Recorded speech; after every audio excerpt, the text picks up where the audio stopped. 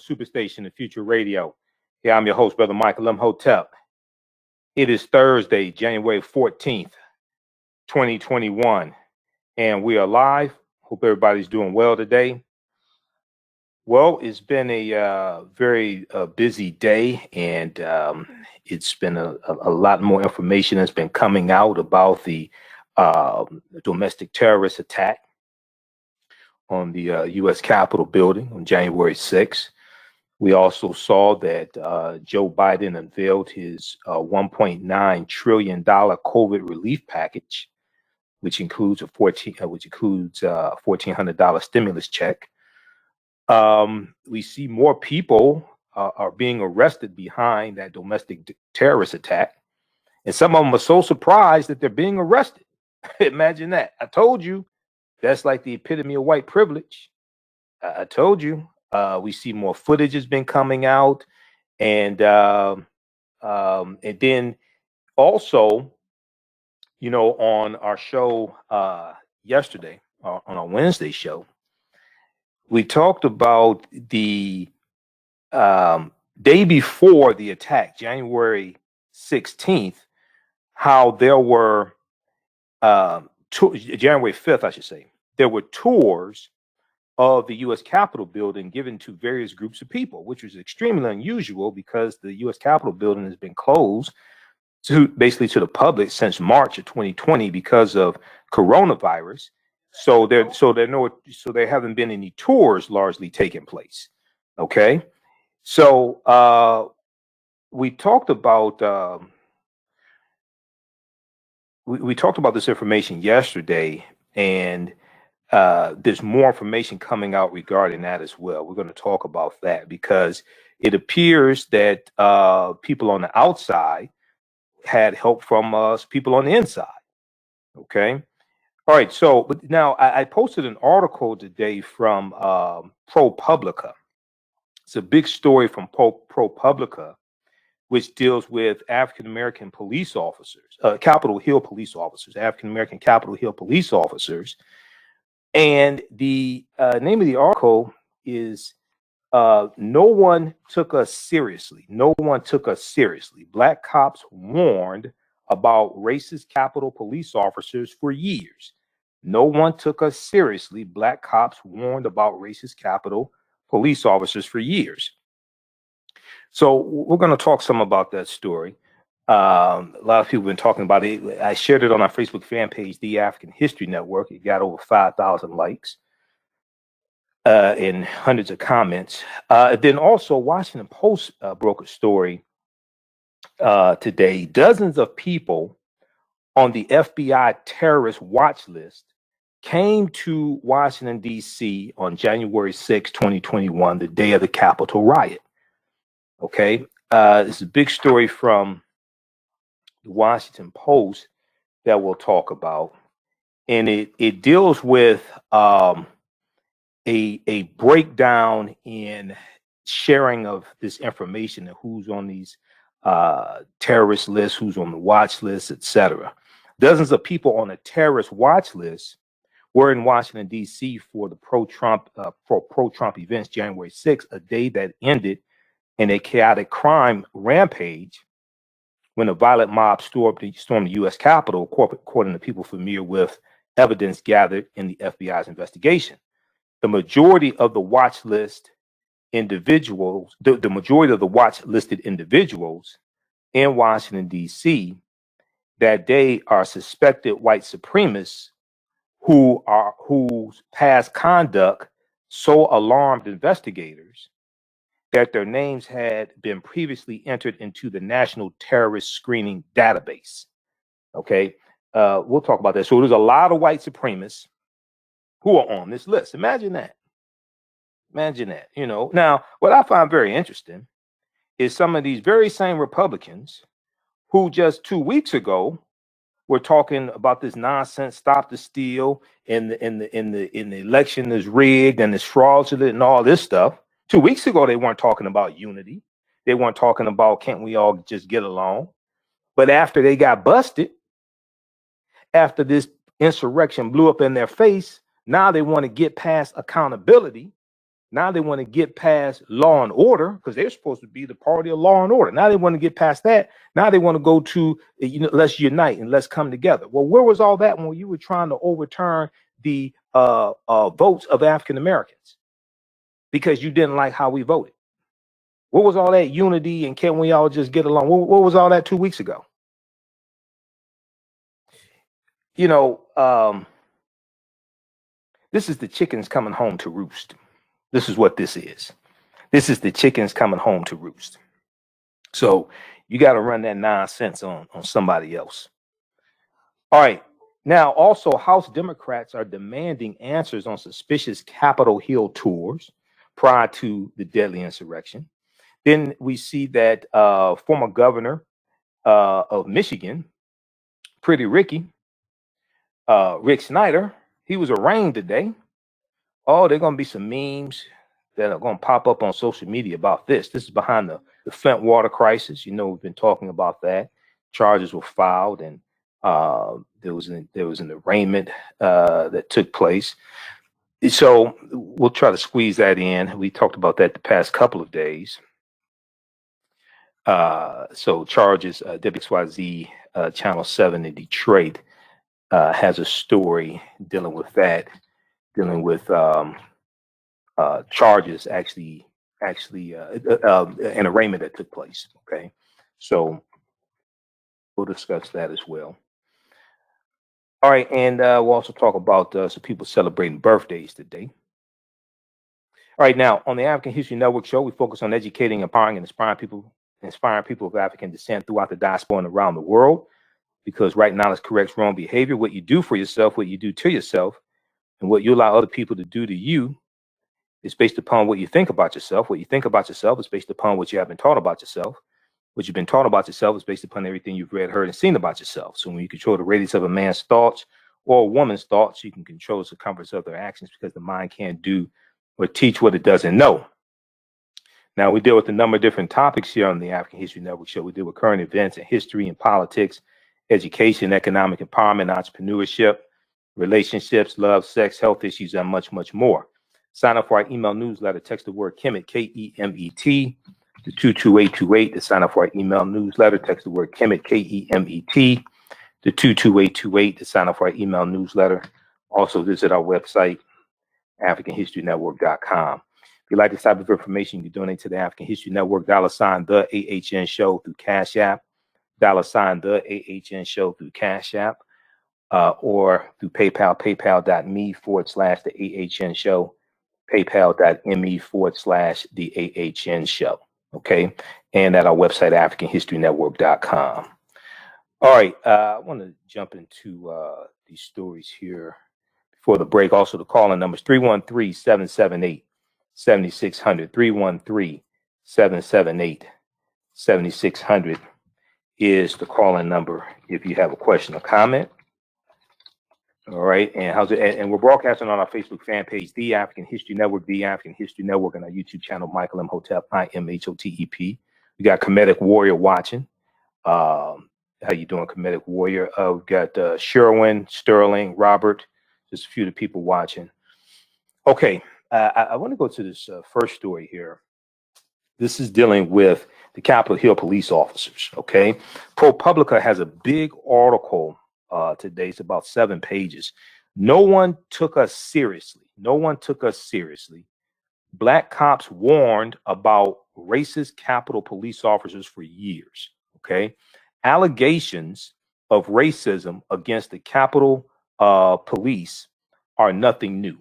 Allegations against the Capitol police are nothing new. Over 250 African-American police officers have sued the department since 2001. Let me repeat this. Over 250 African-American police officers have sued the Capitol Police, sued that department since 2001. Some of those former officers now say it's no surprise white nationalists were able to storm the building. Okay, so it's going to be interesting to see how Republican leadership responds to this article and responds to these the allegations that are being made. So they talk about Kim Dine, D-I-N-E, and it says when Kim Dine took over as the new chief of the U.S. Capitol Police in 2012, he knew he had a serious problem. Since 2001, hundreds of African-American police officers had sued the department for racial discrimination. They alleged that white officers called African-American colleagues slurs like the N-word, and that one officer found a hangman's noose on his locker. White officers were called, I don't even know if I can say that on the air, but there's another, well, you read the article. Another thing they were called was friends of gangsters. If they were friendly with their African American colleagues. Now, African American officers faced unprovoked traffic stops. African American black officers faced unprovoked traffic stops from fellow Capitol police officers. One African American officer claimed he heard a colleague say, "Obama monkey, go back to Africa." In case after case, agency lawyers denied wrongdoing.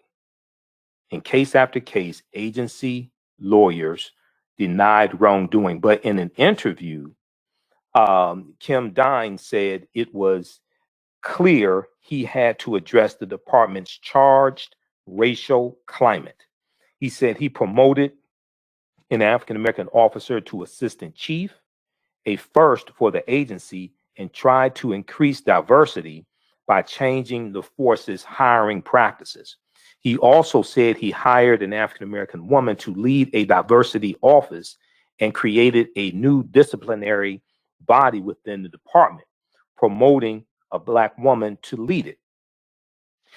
He said Kim Dine, I'm sure if it's Dine or Dene, but Kim Dine, who left the agency in 2016, said, quote, "There is a problem with racism in this country in pretty much every establishment that exists.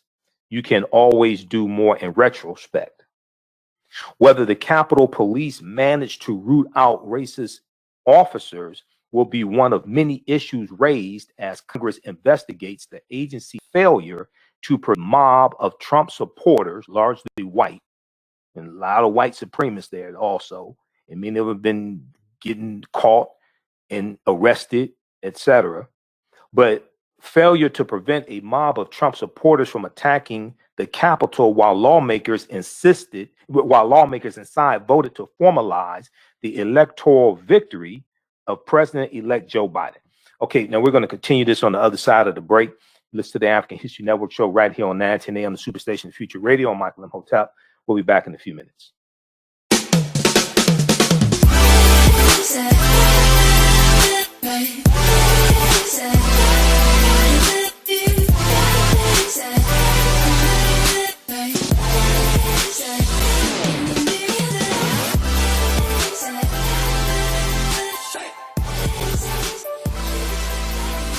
Visit 4glossygirls.com. That's the number 4glossygirls.com, and follow them on Instagram at 4glossygirls.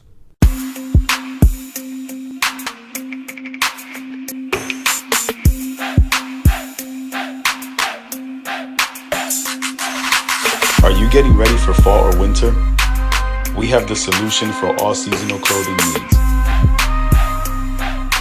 Comedicwear.com is the go-to online source for Comedic African fashion and lifestyle products with a contemporary twist.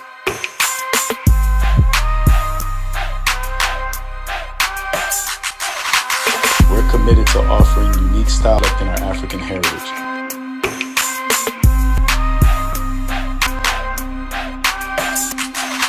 Comedicwear.com is inspired by ComedicScribes.com to influence our people in learning and showing pride. Please visit our website at comedicwear.com. Do you have an idea or business that requires app development or thinking of moving your IT resources to the cloud? We have post-paid and profit-sharing plans for unique ideas or profitable businesses. Who can take advantage of this unique program? Entrepreneurs with unique ideas, startups, small to medium businesses. Contact us 267-209-0352. Visit nomadicsystems.net, nomadicsystems.net today.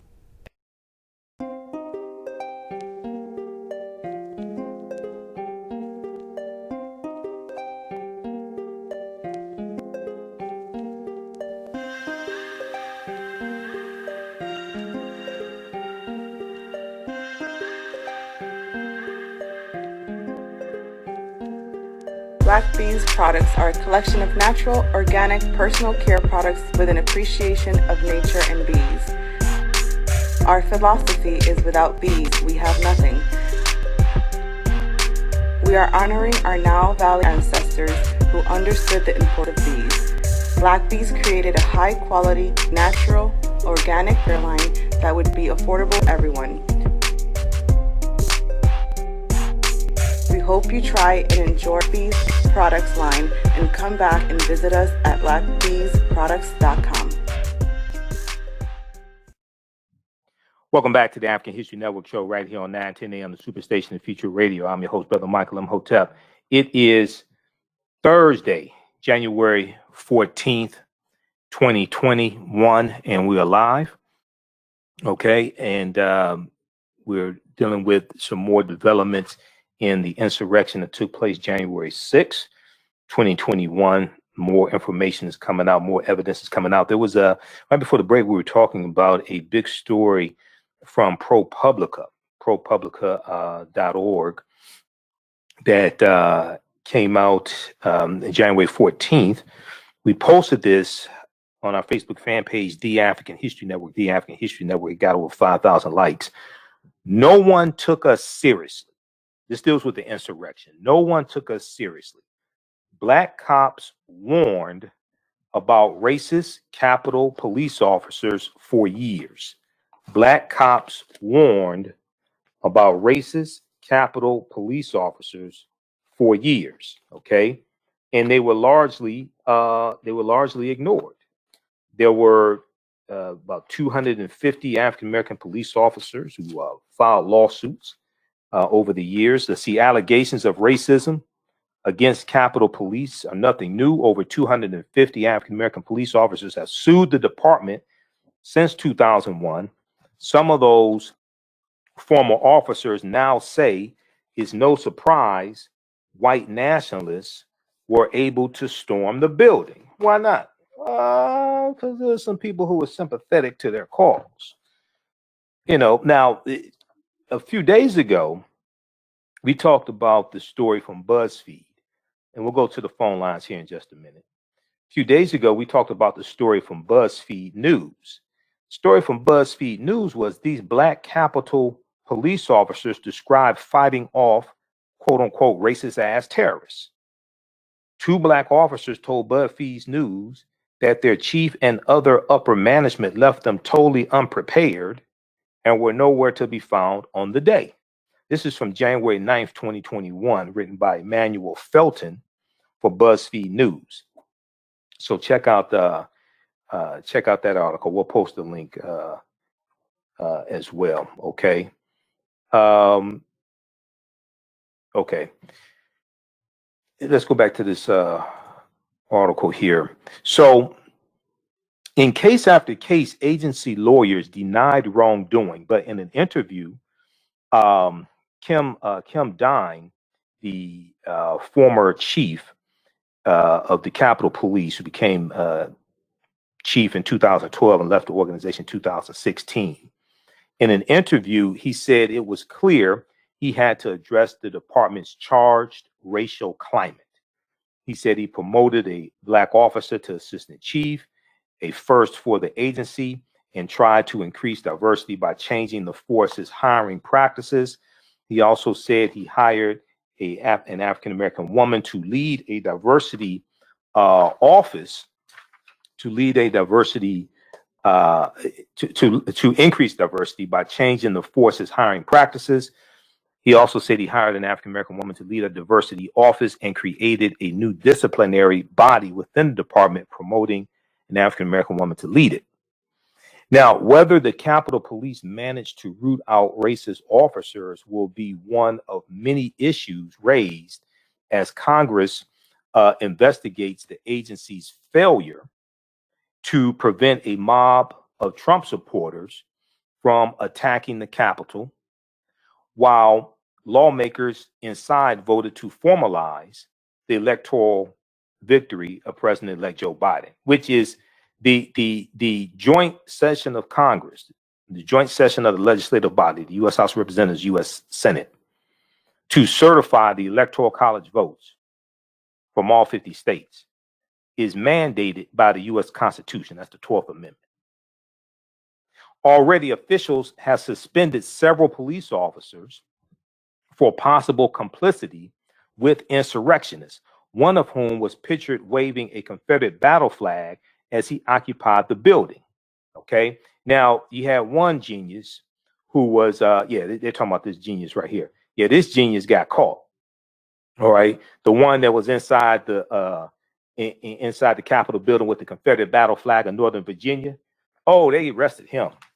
They got him and his son. You know, I guess a family that hates together goes to prison together. You know, so we'll talk about that. I saw an article from the Washington Post about that. So he got caught today, and retired firefighter accused of attacking police, man carrying Confederate flag, charged in Capitol riots.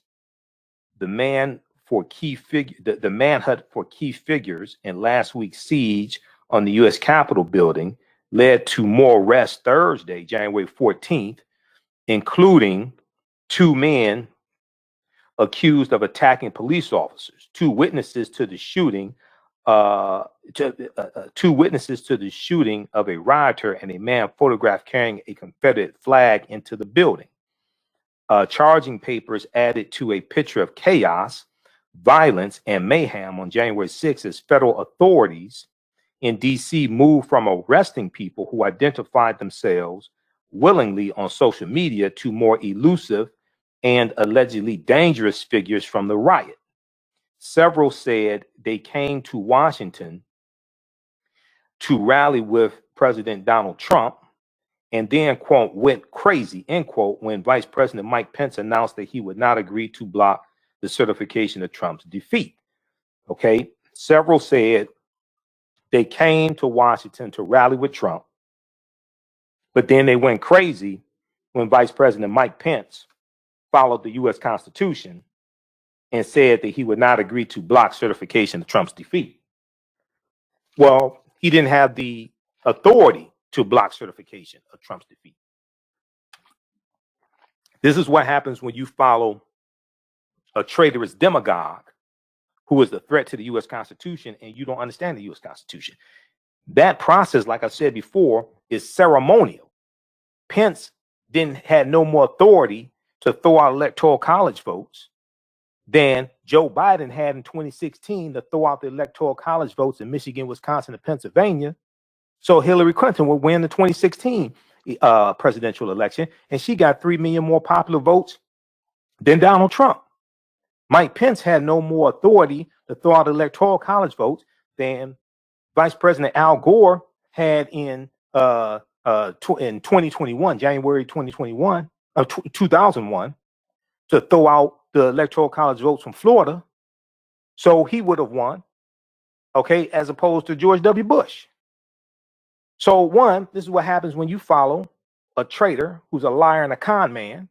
Two, this is what happens when you don't understand the U.S. Constitution. Just nonsense.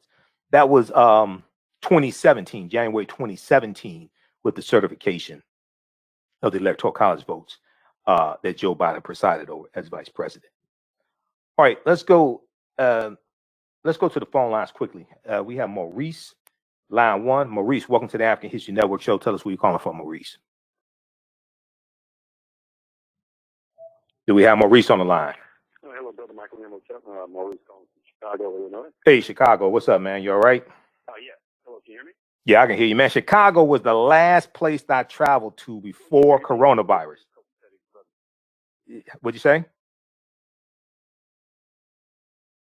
Oh man, brother, we need you to come back. We need you. Oh, this stuff got to blow over, man. I was saying there may be a delay here. I was saying Chicago was the last place I traveled to before coronavirus got bad. I was in Chicago early. It was like February 3rd, 2020, for an African American History Month celebration that the Black Mall was doing, Cassiopeia and the Black Mall. Yeah, that's the last place. That's the last time I went out of town, brother. But go ahead.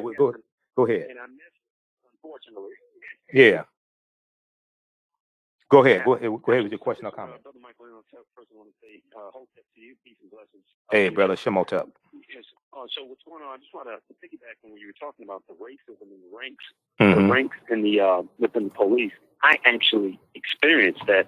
I was training to be a security guard at the not training to be a security guard at the Chicago Police Academy, but I was training at the Chicago Police Academy in order to become a security guard for the airports. Okay. And brother, let me tell you, to you, to all of your listeners and your audience, I never experienced that and such an abhorrent, such a disgusting and distasteful and disdainful level of racism in my life. And you can see, I actually saw and experienced the racism amongst the ranks. I'm just give you a prime illustration, not to hold this out too long. Okay. But it was one particular case where we were training at this one facility to do pursuits in the vehicles, and we were sitting in class, just talking. It's about 25 people in the class, only 3 blacks. The rest of them are white, maybe a few Latinos, but predominantly white. So these 2 African American men came in, and they were talking to the class commander. And the 2 African American men had locks. Okay. Brother, do you know that everybody in the class, except for the African Americans, everyone in the class stood staring at them the whole time and giving them dirty looks while we were sitting in this class. And then one of the other African Americans cadets in the class was like, "Oh wow, so the brothers with the locks, are they just trouble or something like that? Are they troublesome? Do they symbolize trouble, negativity, or something like that?" So, and I'm just paraphrasing because I don't remember exactly what he said, but he said something to that effect. And being in that academy, man, I was like, I never experienced this type of racism. They were just very. One time when I was going to the gun range, we training at the range, I was a little late because one of the commanding officers needed me to do something with my pistol belt, and I was running a little late. And as soon as I come into the range, and I was grabbing my target. These 2 white cops sat on the side and said, "Oh, yes, always the blacks. Always the blacks. Yeah, they're always late. Yeah, we'll lose the war because of the blacks." And I looked over at them, and they looked at me, and I was like, I'm like, I didn't say anything because I knew if I say something, I could, take some type of punishment. Right. I'm like, what the heck? I'm not going to curse on your show, but what the heck is going on here, guys? Right. And so what I'm saying is ultimately is the racism amongst the Ku Klux Klan is real, man. It is terrible. It's disgusting. So and so these guys in the go ahead. Police, if they're saying they experienced racism and they warn them, yeah, I believe them. Right. So what do you think should what do you think? The Ku Klux Klan is. Go ahead and finish that sentence. The Ku Klux Klan what? Brother Mike, you still there? Yeah, can you hear me? No, I was saying the Ku Klux Klan. Yeah, I can hear you now. We're going in and out. I can hear you now. Okay. So finish that last sentence. You said something about the Ku Klux Klan. What were you saying? Maurice, can you hear me? No, I was saying that the racism amongst the ranks. Yeah, can you hear me? Yeah, go ahead. The racism amongst the ranks. Go ahead. Yeah, I was saying the racism amongst the Ku Klux Klan. Right, amongst the Ku Klux Klan is real, man, and it's disgusting. It's absolutely distasteful, and when these cops get out into the streets, since they're bringing that type of mindset from the police academy and all the stuff they teach you, they're dropping it right off into it's like a baggage.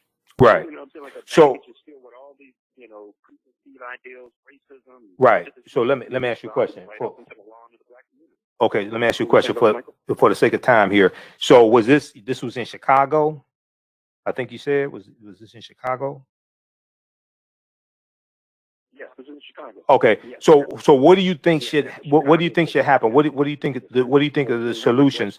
Yeah, what do you think of solutions that should happen with various police departments like that have pervasive racism? Some departments do a better job than others. There are approximately 18,500 police departments across the country. What do you think are some solutions that should be implemented?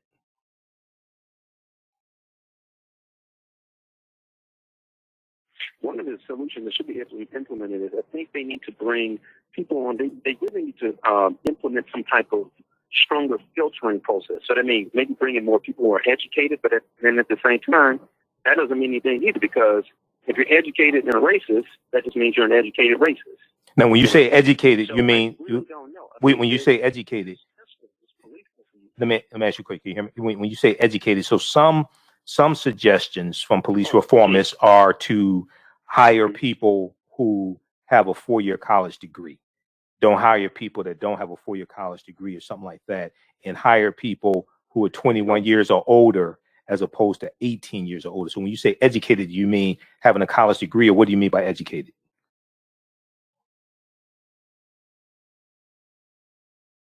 Okay, what I mean by educated, Brother Michael Imhotep, is I think people need to come in with a certain level of education, maybe a 4-year degree. But the thing about it is that can backfire too, because just because you're educated is not going to take instability out of you. That means you're just coming in if you're racist already, it means you're going to come in as an educated racist. See? Yeah, that can be one threshold. That can be one criteria. That could be one criteria. Go ahead and finish your thought, and then I gotta get these other calls. Yeah, but yes, sir. Hey, just that the police system is so polluted because it goes back, and you notice, in your audience notice too. The police is the offspring of the slave patrol, and so I mean it's so that's one of the influences with racism and prejudice. I mean, it's going to take a lot to filter. Right. It's going to take a lot to filter that out of that, you know what I'm saying, of that notorious legacy that is carrying on. Right. So the police, okay. So the police are just a derivative of the slave patrols, you know. Right. Yeah. So that's one of the influence. That's one of the influences. I don't really have like a concrete solution. Right. Okay, Maurice. Thanks for calling. Keep listening. All right. 313. Okay. Thanks for calling. Keep listening. All right, God bless you, brother. All right. Peace. All right, 313-778-7600 is the call-in number if you have a question or comment. And for some of these phone lines or connections, there may be a delay or something, because I'm calling into the radio station through Skype, and then we have callers calling in, because I'm not. If I was probably at the radio station, it'd be a better connection. Let me go back to this here, and let me know if you have any more callers, Shakita. I want to go back to this article here from ProPublica, and then we're going to hit these other topics as well. Once again, name of the article from ProPublica is. Let me flip back over to it here. Name of the article from ProPublica is "No One Took Us Seriously. Black Cops Warned About Racist Capitol Police Officers for Years." No one took us seriously. Black cops warned about racist Capitol Police officers for years. Okay.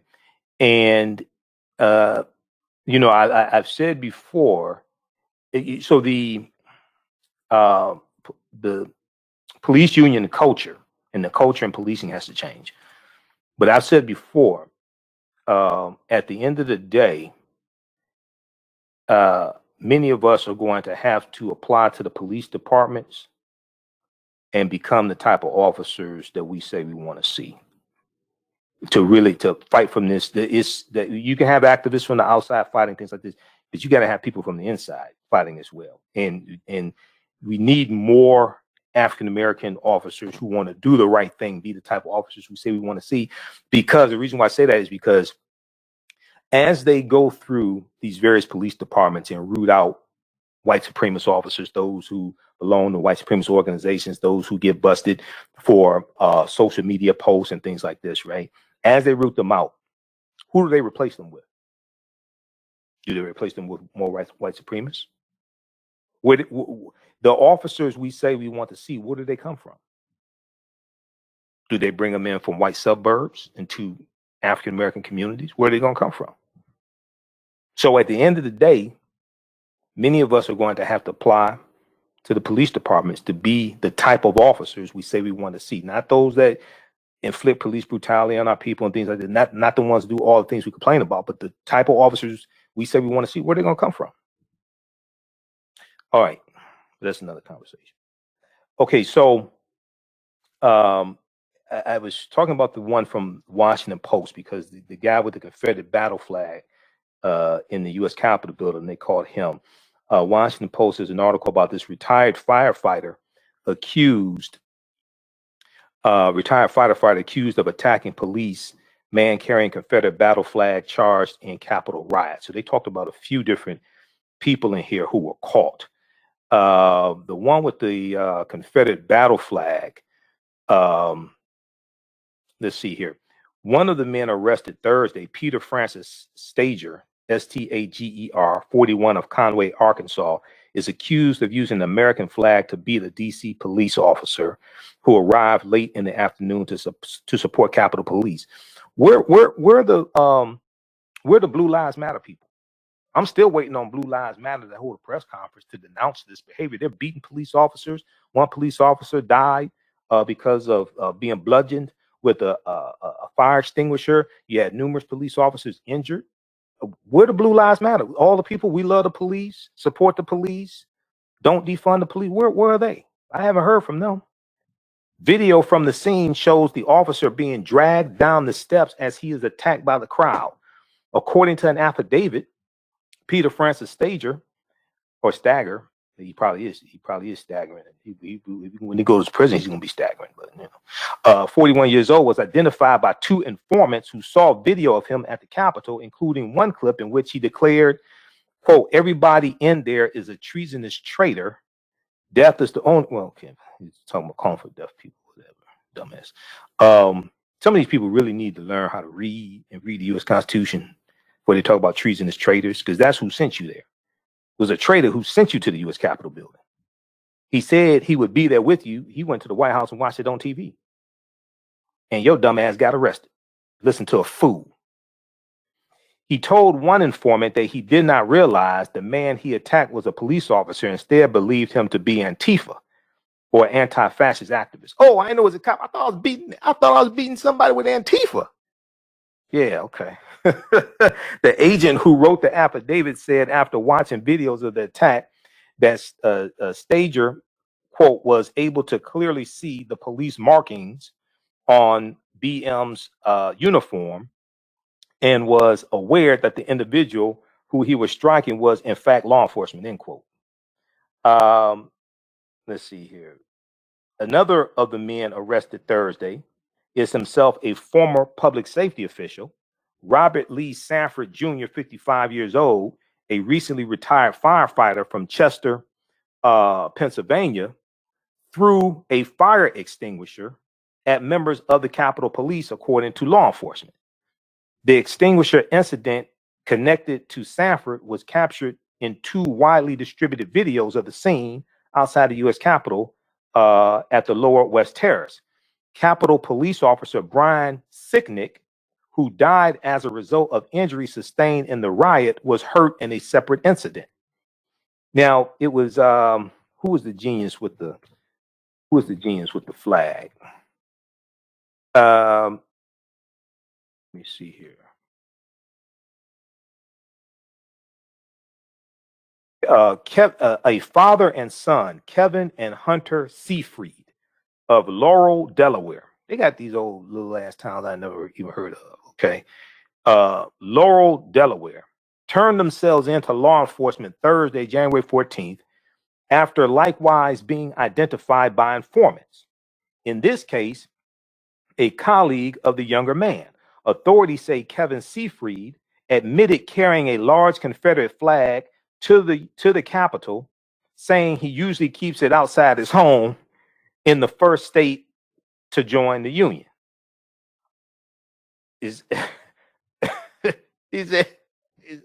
Where they get these fools from? These are the type of dumbasses following Trump. This is what I warned people about 2016. This is why I said we can't let Trump become president. People said, oh, we just need to build businesses and do economic empowerment, invest in the stock market, do like the Asians. Said, Asians do vote. You do realize this, right? We have to understand self-preservation. You can't let a demagogue like Trump get in office. These are the type of people he organizes and riles up. These are the type of people he incites and legitimatizes.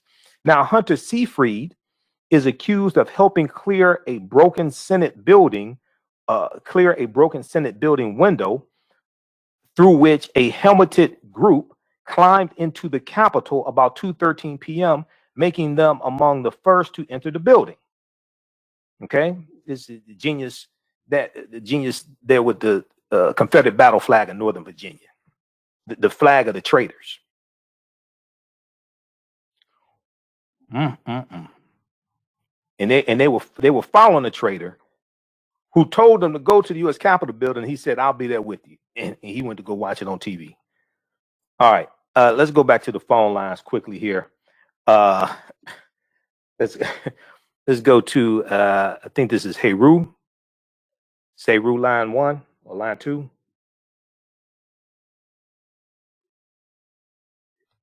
Yes, brother Michael. Hey, Hotep. Hey, Hotep, brother, how you doing? You on the air? Tell us where you're calling from. Brother Michael. Yeah, tell us where you're calling from. Yes, calling from Brooklyn, New York. Okay, Brooklyn. Calling from Brooklyn, New York. Go ahead. I'm originally from Haiti. Oh, okay. Okay. I can hear the accent. Okay.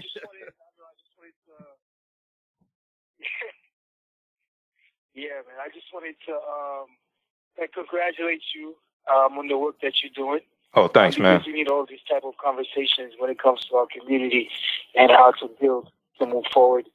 I'm an ex-student of Dr. Jeffries, Leonard Jeffries. Oh, that's one of my teachers, man. That's my man, Dr. J. Yeah, that's one of my teachers, Dr. Leonard Jeffries. That's my man right there. Yeah, man.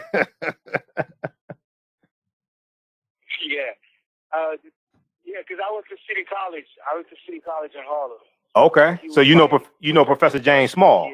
You know Professor James Small. African Studies with him. Yeah, man. Yeah, that's one of my teachers also, Professor James Small. For a long time, so it's good to see, how you use social media to help us to continue to have these conversations to tackle these issues. Not everybody's gonna agree. It's not that I don't agree with what is being said. It's just that it's a different point of view. I always see things in a systemic base way, Right.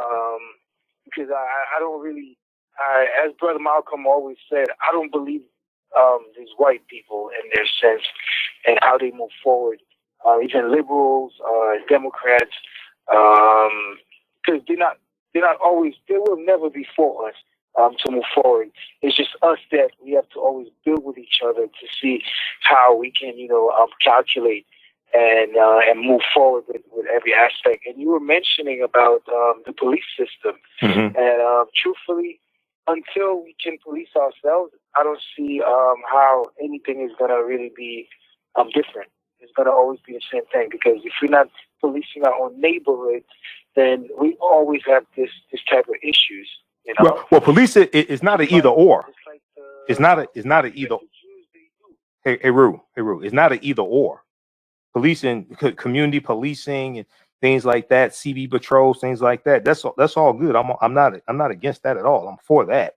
That when we have brother Minister Malik Shabazz here in Detroit, who teaches about that and organize and has been involved in that, and that can reduce crimes in the communities up to 70%. So it's not an either or. That's needed. Community policing is needed. I'm not against that at all.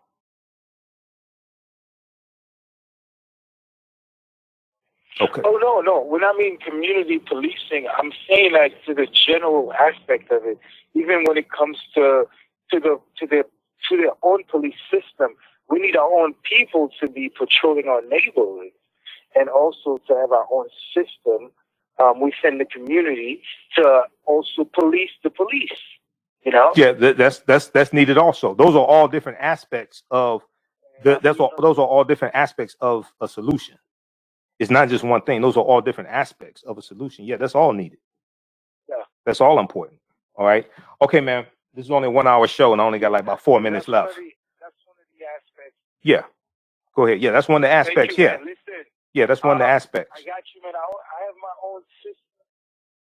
Yes, I have my own system. I will always promote you, and as we move it forward, to establishing ourselves and moving forward, to a better life system. Right. As a people.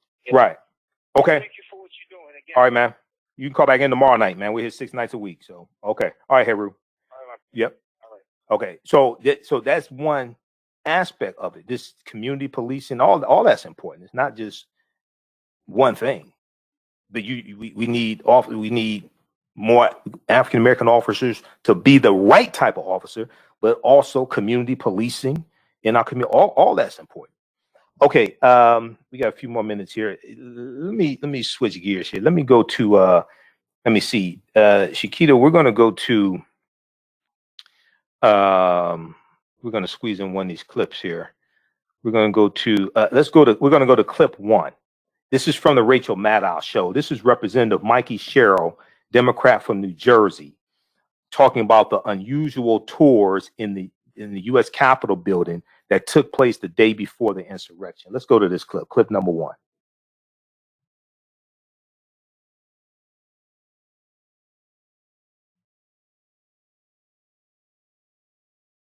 Do we have it? This is the email I sent you. Helicopter pilot. I served for almost 10 years. And so at every duty station, whether it was in Norfolk or in Manama, Bahrain, and at every overseas place I was and I would enter as a military member, we would receive a security brief. And that security brief was, we would be told to look for things that were out of place, look for things that were odd, and look at them with an eye towards security. And so if somebody was loitering around my helicopter on the tarmac, that would be questionable to me, for example.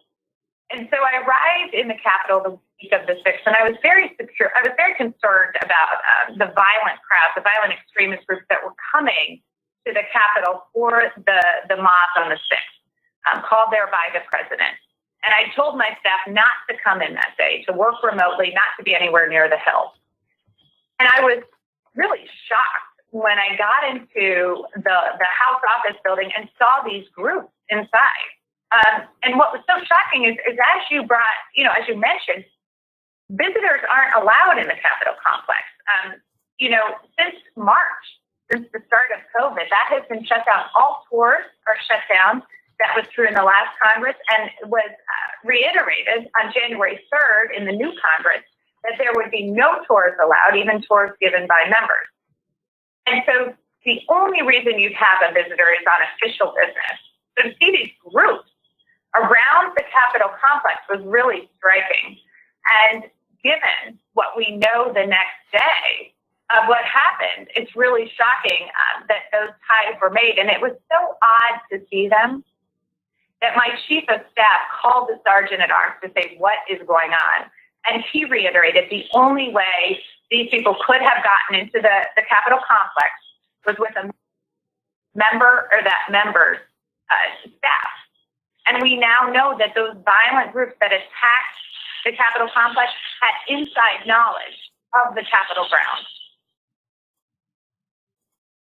Do you know which members of Congress or which congressional staff members allowed these groups into the Capitol and were showing them around? I know that you haven't talked publicly about that yet, but do you know that information? Have you conveyed that information to, for example, the House Sergeant at Arms? So, Rachel, as you showed, we have asked, and over 30 other members have asked for an investigation. That investigation has started and is now ongoing. So I'm not talking about exactly the people that I saw, but I will be conveying that to them. However, make no mistake, the only way that these people, these groups, could have gotten into the complex is if another member of Congress or their staff walked them in. And that was reiterated by the Sergeant at Arms on January 5th. Okay, pause it right there, Shakita. Pause it right there. Okay. think about them. All right, we're out of time here. Those watching on our Facebook fan page, The African History Network, and our YouTube channel, Michael Imhotep, keep watching. We're going to keep broadcasting. We're out of, and I'm going to continue the rest of that clip. We're out of time here on 9:10 a.m. Superstation WFDF in Detroit. We're here Monday through Friday, 11 p.m. to 12 midnight Eastern Standard Time. Sundays, 9 p.m. to 11 p.m. Eastern Standard Time. If you like this type of information, you can donate to the African History Network, $ TheAHNShow through Cash App. And then also through PayPal, paypal.me/TheAHNShow, and at our website, AfricanHistoryNetwork.com. Remember, right now, let's correct wrong behavior. It's not over till we win. We'll talk to you tomorrow night. Stay tuned for Pastor Greg Davis. Peace. All right, stand by, everybody. We're going to keep broadcasting. We're on for the first hour on 910 because I do radio here in Detroit. I'm a radio talk show host here in Detroit. I've been on that radio station for 5 years. We do the first hour on 9:10 a.m. the Superstation WFDF in Detroit. And then we can, if we have anything else to say, we continue on our social media platforms. All right. So I'm going to continue. We're going to cue that clip up. We'll continue with this. We'll be here for a little while longer. I don't want this to be a 3-hour show. I got like 4 hours worth of information, but I only got a half hour worth of energy. So, I got like 3 or 4 hours worth of more information, but I only got about a half hour worth of energy. Okay. So we're going to be here for a little while longer, and that's going to be it because I got to be back here tomorrow night. With blackbusinesstee.com, the messages are clear and meaningful. Keep your business in the black and out of the red. Mind your black business. Know your numbers and plan strategically. Black Business Boss, lead your industry. Support black business, encourage, patronize, and uplift one another. BlackBusinessTea.com currently has products sold in Detroit, Atlanta, Chicago, and Los Angeles, with proceeds returned to the black community. They have a wide selection of hoodies, t-shirts, mugs, hats, sweatshirts that support black-owned businesses. Visit the website blackbusinesstee.com. That's blackbusinesstee.com. For 5 years, the Black History 101 Mobile Museum has carried the rich legacy of the Black Museum movement in America by showcasing original art of the Black experience, colleges, universities, K-12 schools, corporations, libraries, conferences, and cultural events. Make the most traversed history mobile exhibit in American history. Dr. Khalid El-Haq is the founder of the Black History 101 Mobile Museum, and he is a high sought-after publisher on topics of history, social studies, education, museum studies, hip-hop, and race relations. Khalid was named among the Changemakers NBC Universal's Erase the Hate campaign and listed as one of the 100 men of distinction for Black enterprise. He recently founded the Michigan Hip Hop Archive on the campus of Western Michigan University. The Black History 1 Mobile Museum is currently selling in and virtual exhibits nationwide. For more information, contact Dr. Khalid Kim directly at 313-45197, 3364597, or visit the site at Black History Mobile Museum. That's blackmobilemuseum.com. And also email him at bhistory101@.com, bhistory101.com. Soul Natural Products offers organic-based skin and hair care products that will rejuvenate skin, naturally thicken hair. Their whipped shea butter can heal or restore damaged skin cells to prevent hyperpigmentation and skin breakouts. All products are made with organic plant-based ingredients. Maximum Hair Growth Oil is fortified with organic herbal extracts and undeniably proves that Mother Nature knows best. It thickens, lengthens, softens, and conditions all types of hair. They even guarantee hair improvement within 90 days or a full refund. Their all-natural 24-hour deodorant leaves the body smelling fresh without sweating for up to 24 hours. It does not stain fabric, goes on smoothly, and has a refreshing lavender and frankincense aroma. It can be used by men, women, even children. Place your order today. SoulNaturalBeautyProducts.com. SoulNaturalBeautyProducts.com. Follow them on Facebook at Natural Beauty Products. Intuitive Design Clothing is an on accessory sells one-of-a-kind 6 statement pieces for men and women. They also specialize in fashion consultations, closet organization, and decorating small spaces. Are you looking for a statement piece for a special affair, or would you like to add some select pieces to your arsenal of accessories? If you're looking for something different, definitely contact Norman, owner and CEO of Intuitive Design Clothing. Visit their website, intuitivedesignClothing.com. That's intuitivedesignClothing.com. You can email her at info@intuitivedesign.com. And Design Clothing is where every entrance is a entrance. Do you have an idea or business that requires app development or thinking of moving your IT resources to the cloud? We have post-paid and profit-sharing plans for unique ideas or profitable businesses. Who can take advantage of this unique program? Entrepreneurs with unique ideas, startups, small to medium businesses. Contact us 267-209-0352. Visit nomadicsystems.net, nomadicsystems.net today. All right. Let me pull up this clip. This is from the Rachel Maddow show. Now, this is what we were talking about yesterday. There was an article from politico.com and also African American business owners. Post the name of your business here on the thread of the broadcast, and we'll let you know how you can advertise with the African History Network. There was an article from politico.com that was from, I think it was yesterday. It was a big article. We talked about it on a Wednesday show. And it dealt with, it was Representative Mikey Sherrill, who you heard in the clip there. She was interviewed by Rachel Maddow on Wednesday. She was talking about what she called reconnaissance tours. And she has a military background, okay? So we're going to go back to that clip here. And then we'll talk some more about the huge article from ProPublica. No one took us seriously. Black cops warned about racist Capitol Police officers for years. Okay, let's go back to this clip here from the Rachel Maddow show.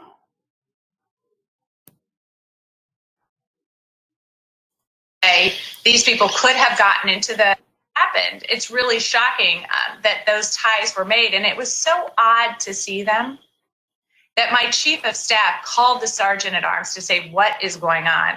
And he reiterated the only way these people could have gotten into the Capitol complex was with a member or that member's staff.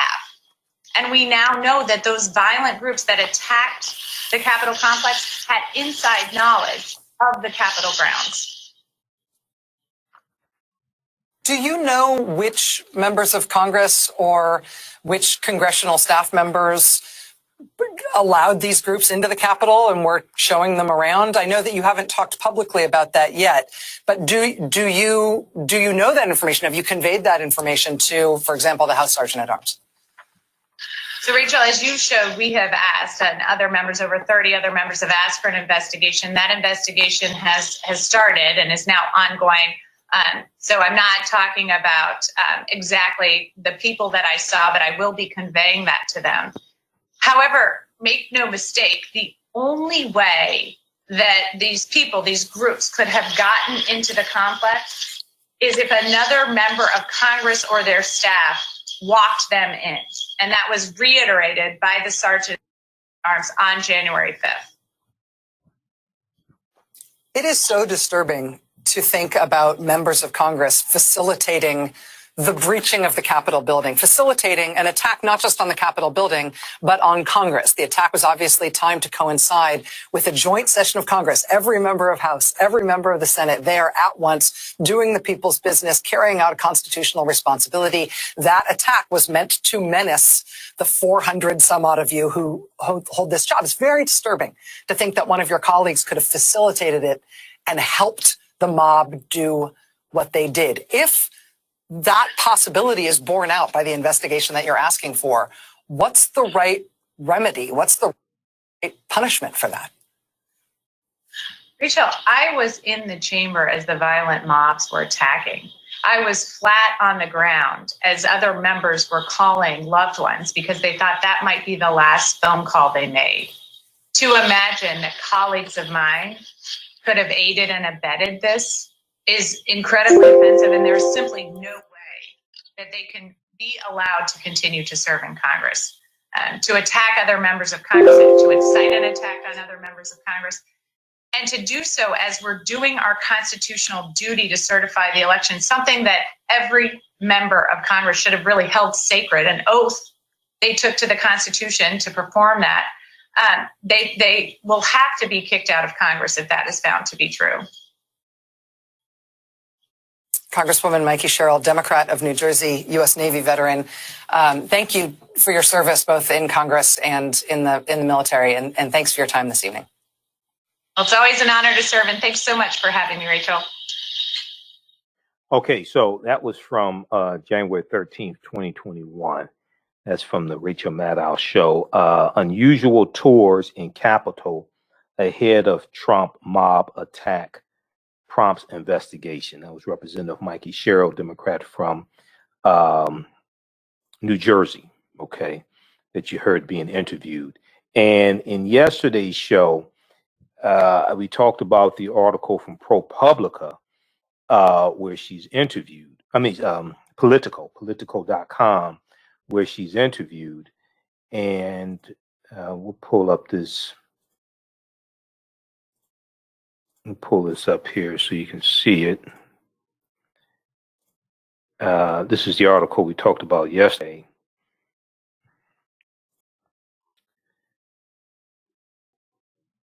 Let's see.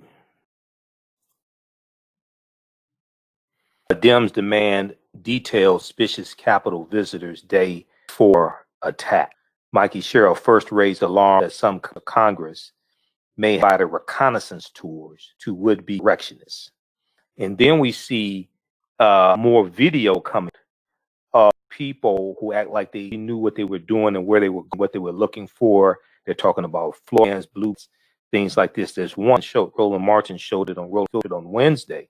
There's this group breaking into an off woman outside the window on a phone, directing them and breaking the glass or something, and it takes you down or below like that. So you had people had some extensive of floor plans, where to go, how to coordinate, etc. Now that doesn't mean all 8,000 people were involved in that, knew that. No, but you had certain groups of people who knew exactly what they were doing. You had some other people that just listened to dumbass Trump up there, and they just said, "Oh, we're gonna go to the Capitol building and stop the steal and blah blah blah, all this stuff," and now they're getting arrested too. Mm-hmm. All right, tried to tell you, dumbass. All right, so let's go back to the ProPublica article here.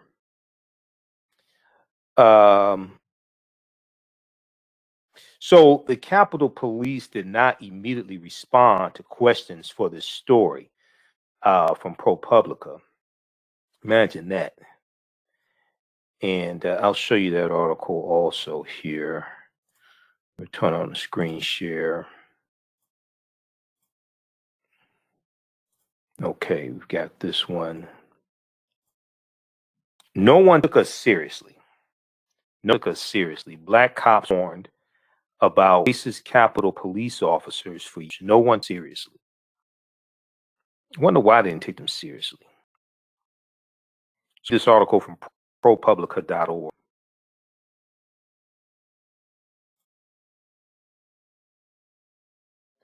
All right. I want to go back to that article. Okay, so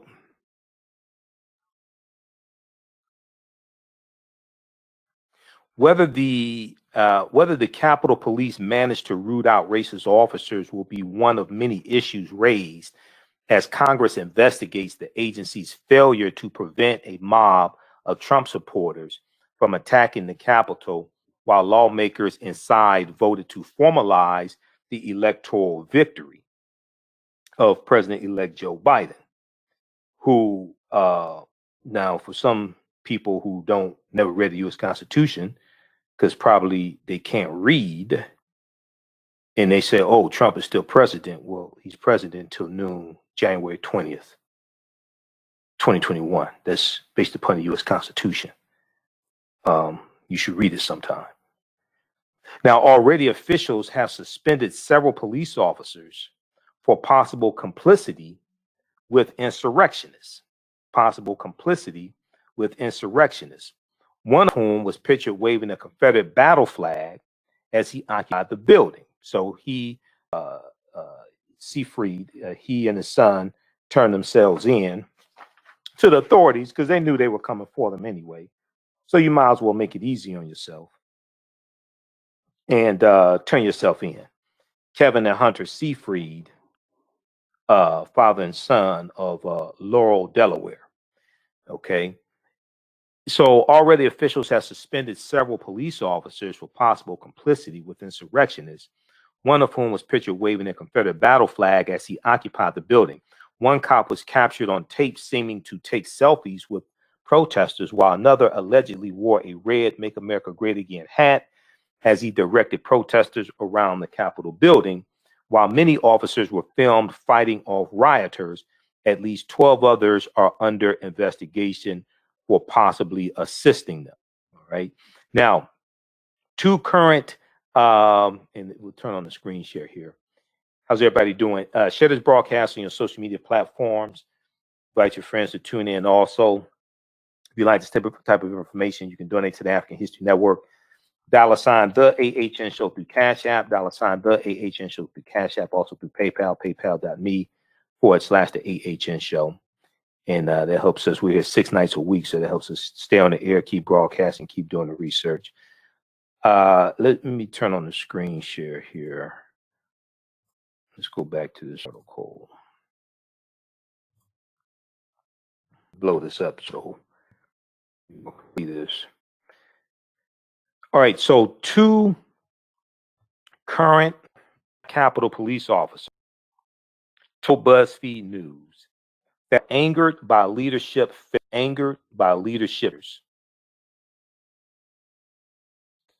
that put them at risk as racist members of the mob stormed.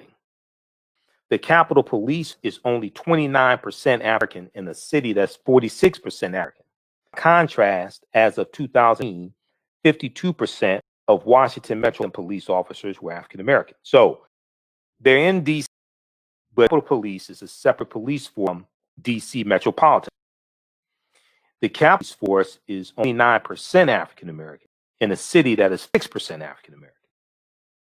As of 2018, 52% of Washington Metropolitan officers were African American. Okay, the Capitol Police are comparable to the Metropolitans in spending, employing more than 1,300 people and boast an annual budget of about $500 million, $500 million.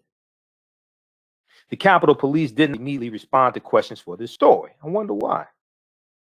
Wonder why did it, I would think, want to get out and you want the police department to be tainted, so you want to get out and put out, that's what, when I took public relations, and because my background's in marketing in administration, so we had to take public relations as marketing majors in State's business school.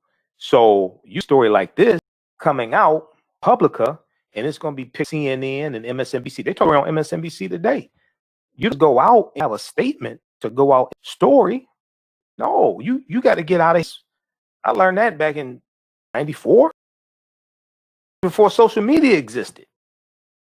Okay, after what happened January 6th, and after the Bud story that came out January 9th, let me help y'all out here. After what took place January 6th, that insurrection's been seen all around the world. 1, 2, the story that came out January 9th, 2021, that we talked about today and a few days ago from BuzzFeed News. These Black Capitol police officers described fighting off racist as terrorists. ProPublica does this extensive, this is like a 7-page story from ProPublica. And they contact the U.S. Capitol Police for a statement. And you don't have one. And this story is going out?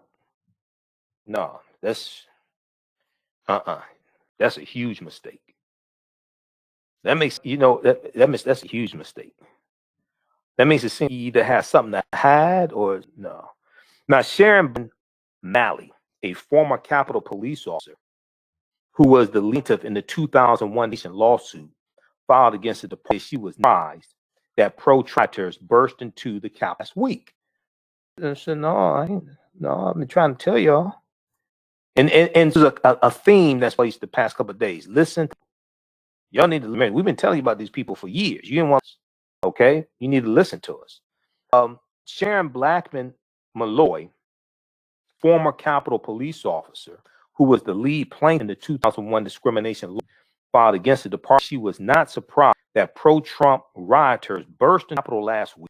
In her 25 years with the Capitol, Blackman Malloy spent decades trying to raise the alarm about what she saw as endemic racism within the force. Let me here. I want everybody sure they see this. All right, we're gonna blow this up here. All right, because this I've been trying to tell you all, and you all just act like fool. Let's see here. Okay, in her 20 years with the Capitol Police, Sharon Malloy spent days trying to raise alarm of what she saw as endemic racism within the organizing demonstrations. Officers would return to the Capitol off duty outside the building they usually protect. Now, most of this stuff here, these protests and things like this, African American police protesting, most of this stuff I don't remember hearing about. Maybe you remember. Maybe if you heard about it. But a lot of times, the fights that African American police officers have within the departments, we don't know about outside. We don't know about in the general public, unless maybe somebody leaks it to the media or something. And even then, when it happens, usually it's just a local story. It doesn't become a national story. Okay? Because I hear people all the time, oh, black officers need to say some things like this. Many of them do. But it's not, it doesn't get to the media. And if it does, it's usually just a local story, not a national story. There was one, I remember I posted an article in 2020, and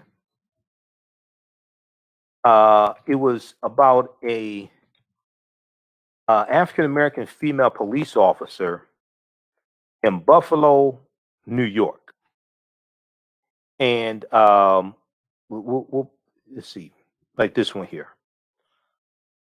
I remember posting this article. It was about this story. It wasn't this exact article, but it's about the same story. This is about an African-American female police officer who jumped on a white officer for trying to choke an African-American suspect. Okay, let me pull this up. What is this? Hold on. Okay, a black officer. Let me turn this on here.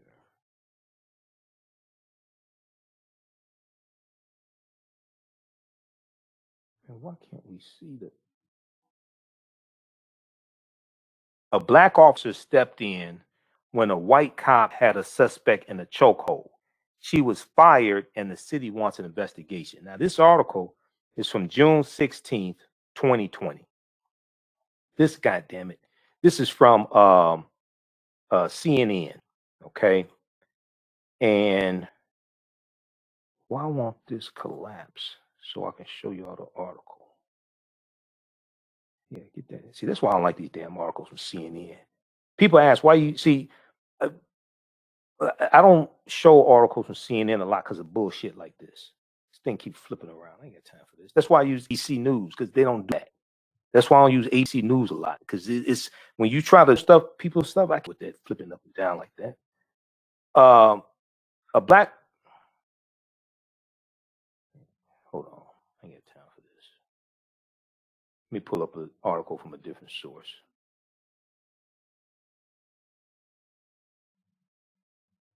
Just a second here. Let's go to this is the one I showed. Let's go to NBC News. This is the actual article that I posted. Buffalo officials asked state to probe firing a black officer whose white colleagues chokehold.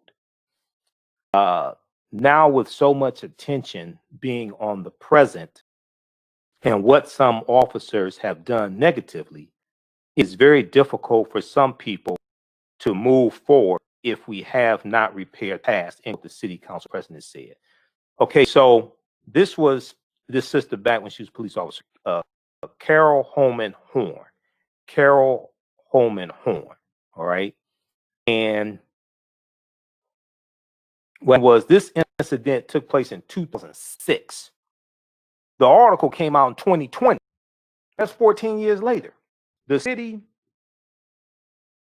council in Buffalo voted this week to call on state on Letitia to investigate 2008 firing of African-American female officer Carol, who stopped a white cop from choking a while making an arrest.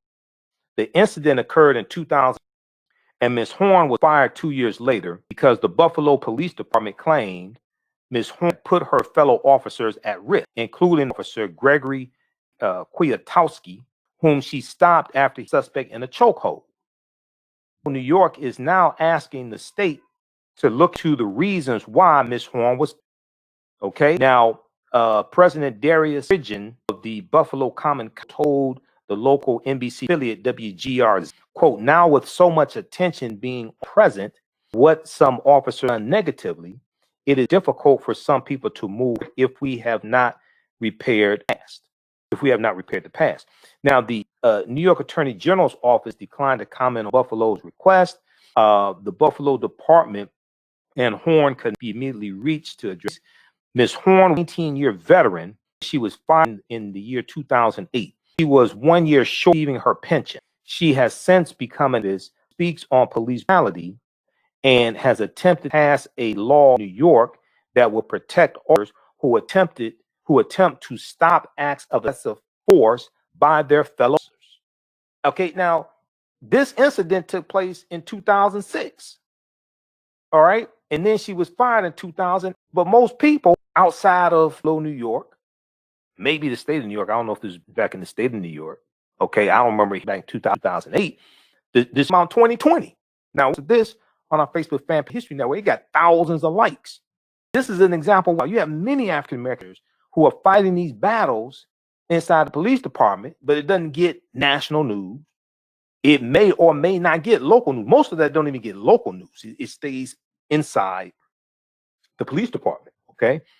So check out this article here from NBC News. Buffalo officials ask state, and we'll turn the screen share back on so you can see the name of the article as well. Buffalo officials ask state to probe firing a black officer who stopped white colleagues' chokehold. This is NBCnews.com. No, they don't jump all around. That's why some of those articles, if I use them, I have to print them up. I can't pull them up and show them live because it's jumping all around. I'm trying to read the damn thing. All right. Let's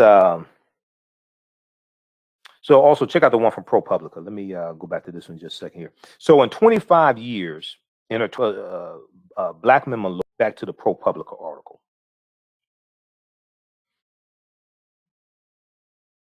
And we'll pull this back up here. We'll be here for we'll be here for a little while longer. Because I ain't doing 2 hours tonight.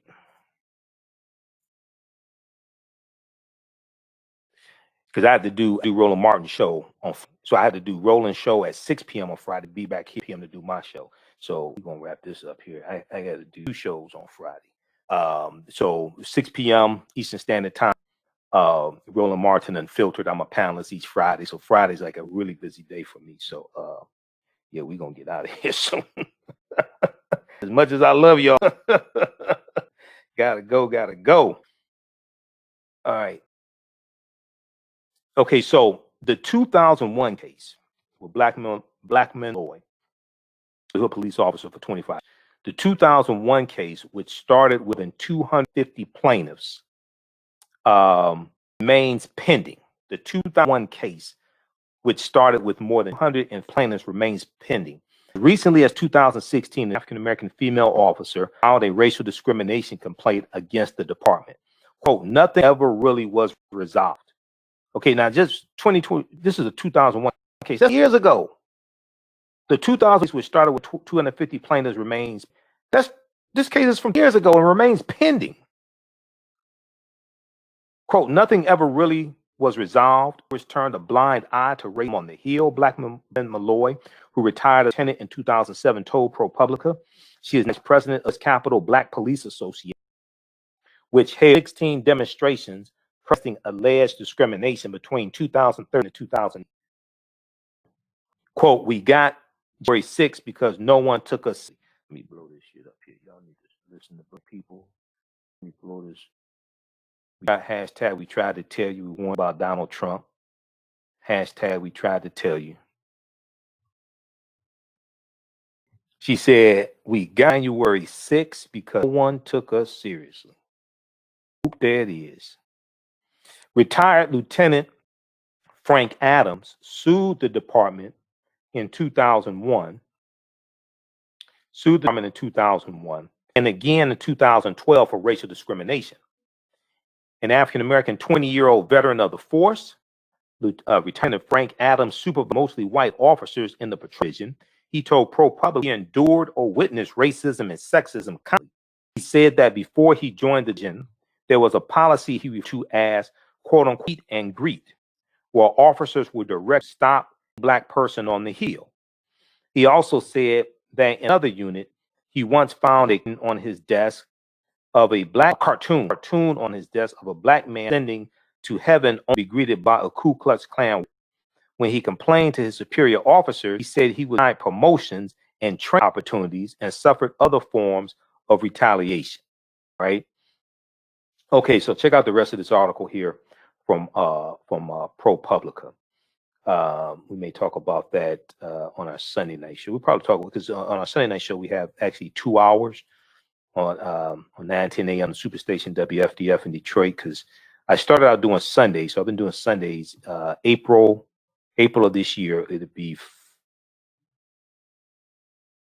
5 years doing the African History Network show on 9:10 a.m. And we have 2 hours on Sunday. So we'll probably talk about this some more Sundays. Let me go to this other story here.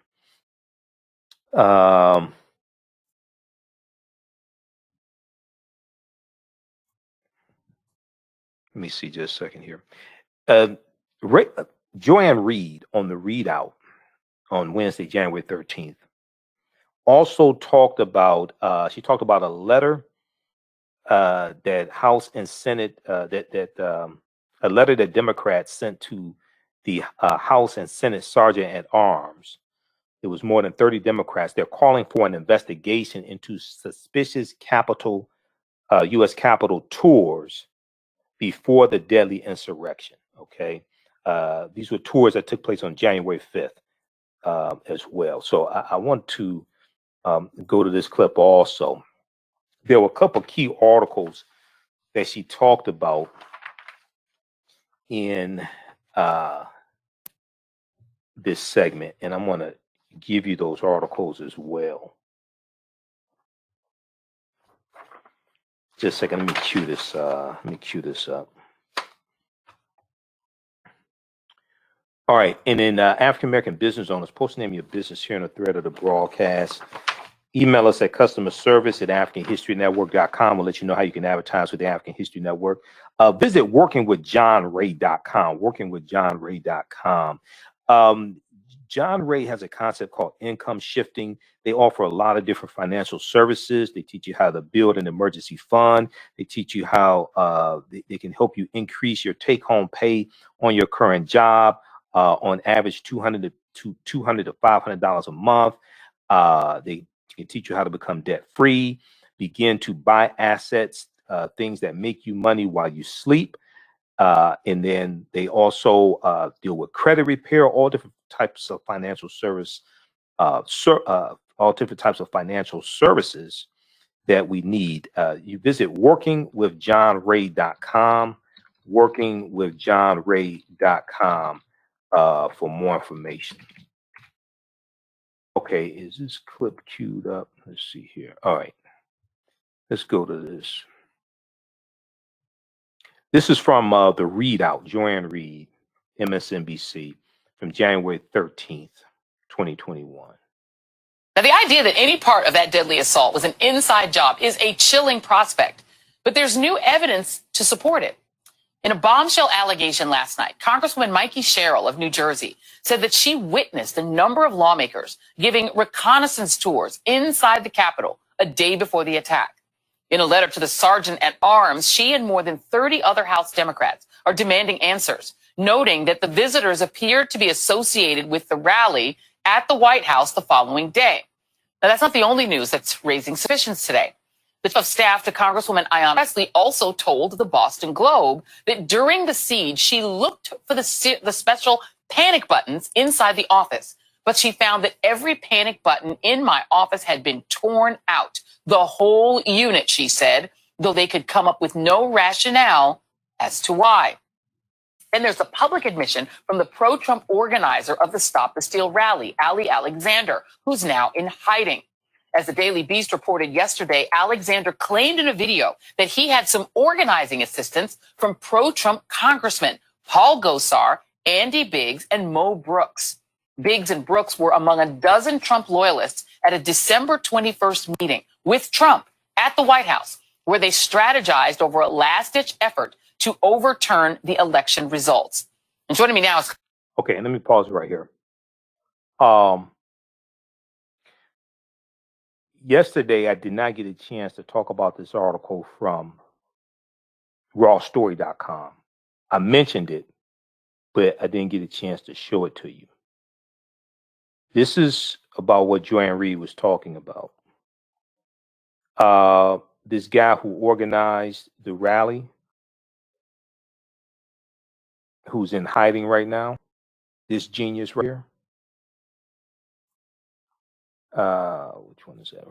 Pro-Trump activist claims GOP lawmakers helped him plan Stop the Steal protests that turned into riot.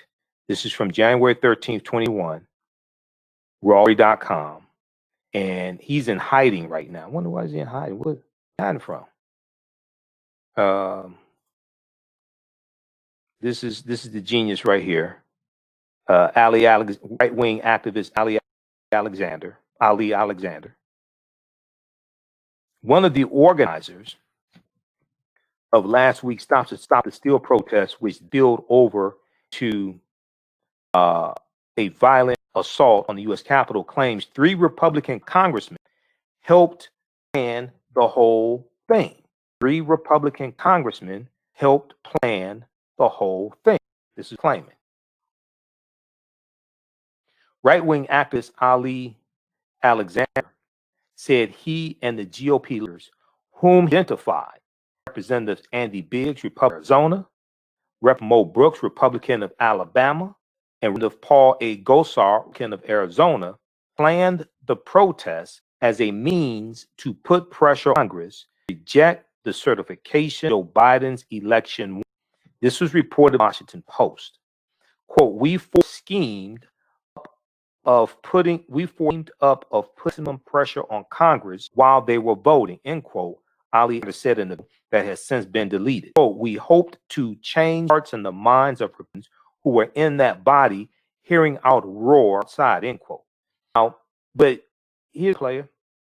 The Electoral College votes, the votes had been certified by Electoral College on December 14th. That process on January 6th is ceremonial. They're not going to overturn the votes from the Electoral College, which were the votes of the people that were certified by the 50 states, by the state board of canvassers in 50 states, and the results that were sent to the states boards of canvassers were certified by the counties in the states, like here in the state of Michigan. The 83 counties in the state of Michigan certified the results and sent that to the Michigan State Board of Canvassers. So those in the House of Representatives and the U.S. Senate, they're not going to overturn the Electoral College results. That's not going to happen. And Mike Pence don't have the authority to do that. These some dumbasses. I'm just saying. So Ali Alexander, who pleaded guilty more than a decade to property theft and card abuse, organized the Steal movement, overturning Trump's election laws, announced planned January 6 protests last month. He suggested the supporters try to disrupt the certain by Capitol. You do know that certification is mandated by the U.S. Constitution. Okay. I don't know where they get these people from. So let's go back to the clip from Joy Reid, because this is what she's talking about here. And I'll give you the link to the article from Raw Story. And they cite the reporting from the Washington Post, because this is a story I saw from the Washington Post. I think we posted this one from the Washington Post. Let me pull this one up here. See, all what a tangle web we weave when first we practice to deceive. And this is what happens to you when you try to invalidate African American votes. This is what happens to you. All this stuff comes back on you. A Stop the Steal organizer, now banned by Twitter, said 3 GOP lawmakers helped plan his D.C. rally. They're going to be expelled. If this turns out to be true, they're going to be expelled from Congress. They may be prosecuted.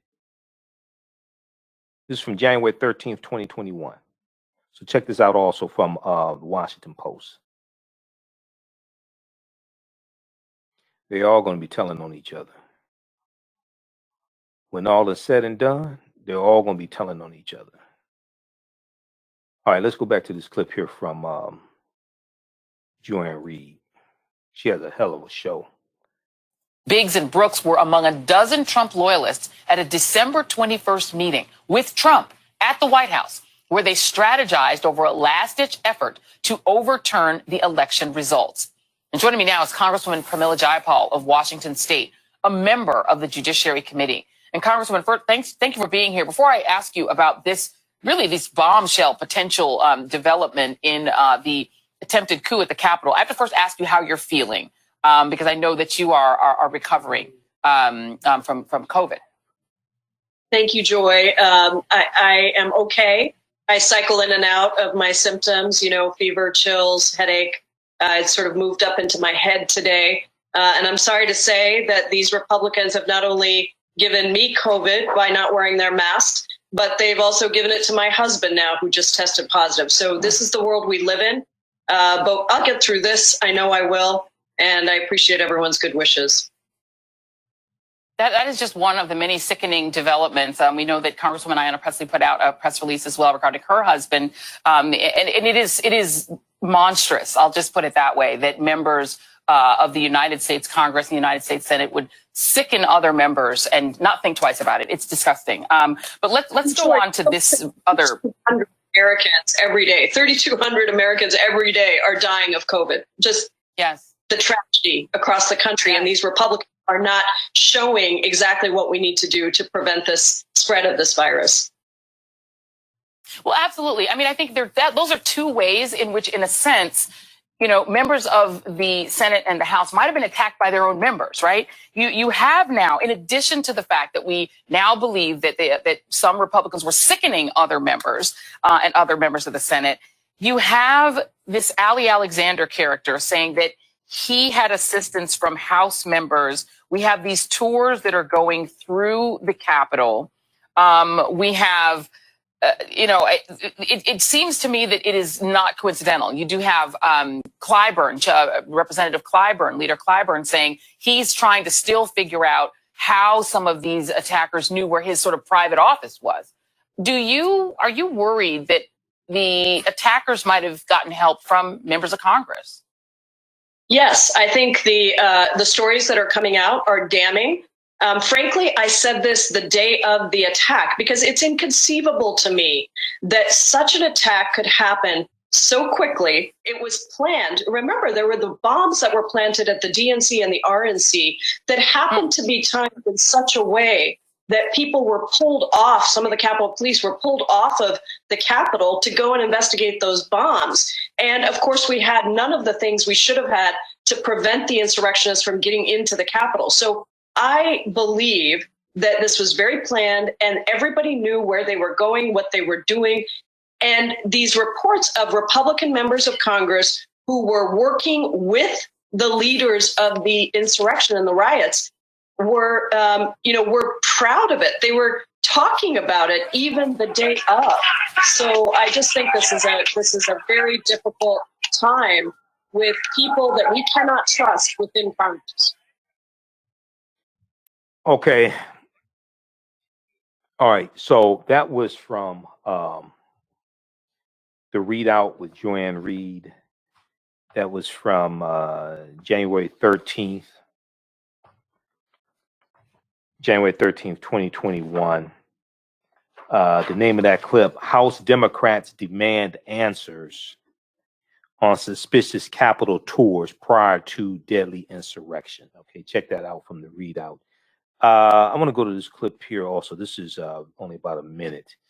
Representative Hakeem Jeffries. Now, I posted an article from the Griot, and Representative Hakeem Jeffries of New York is a nephew of one of my teachers, Dr. Leonard Jeffries. Okay, so this is a brilliant brother right here. Representative Hakeem Jeffries. He's brilliant. He was interviewed January 13th also by Joanne Reed. Rep. Jeffries, most bipartisan impeachment in U.S. history, lays the foundation for Senate trial. And the Griot.com had an article about Representative Hakeem Jeffries. He talked about being inside the U.S. Capitol building in one of the halls or something like that, and the protesters outside. And he said he and another representative, Colin Allred, I think it was, who's a former NFL player, African-American.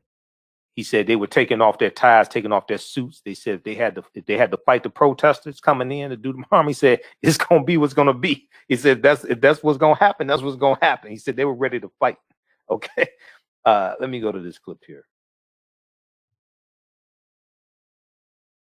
Thank you so much for being here, Representative Jeffries. Your counterpart on the other side of the aisle, Liz Cheney, who's the House Republican caucus leader, the number 3 in the House on the Republican side, her words kind of became the rallying cry, even for Democrats who conducted this impeachment.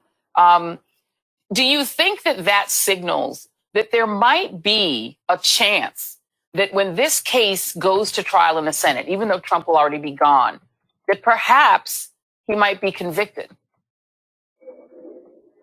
It is certainly my hope that there's a real opportunity to convict this president for the incitement of a violent insurrection that he is responsible for, as Liz Cheney eloquently and courageously laid out. The fact that this is now the most bipartisan impeachment in American history, and that Donald Trump has now been impeached twice, I think lays a foundation for a real opportunity to finish the job in the United States Senate in a bipartisan way, with rules that are put in place by the new Democratic majority that allows for a full and fair presentation of evidence and documents and witnesses, which did not take place the last time. Okay, so check out from MSNBC, the readout. Let's go to, this article here. I posted this. This got thousands of likes on our Facebook fan page, the African History Network. This is from the Griot.com. And this is about Representative Hakeem Jeffries and what he said they were thinking when the attack was taking place. Representative Hakeem Jeffries was prepared to fight back at Capitol. Quote, if it's on, it's on, end quote. The Brooklyn, New York congressman describes to the Griot's April Ryan the moment he decided to take off his suit jacket and tie to protect himself. Okay. If it's on, it's on. This is from January 11th, 2021. You got to read this article, watch the interview.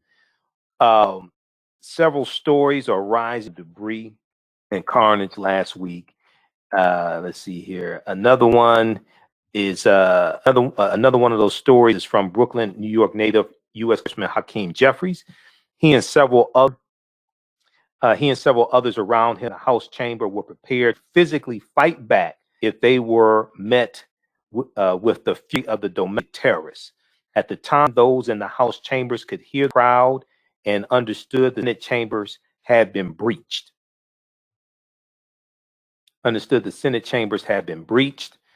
Congressman Hakeem Jeffries recounts how he was prepared to battle the best way he knew how, while clad in his business suit and tie, working with other congressional leaders, trying to certify the most recent presidential election. And the certification of the presidential election is mandated by the U.S. Constitution. So these domestic terrorists were trying to disrupt a constitutionally mandated process, but they probably never read the U.S. Constitution. Rep. Jeffries remembers those moments, saying it was, quote, an extraordinary moment, end quote.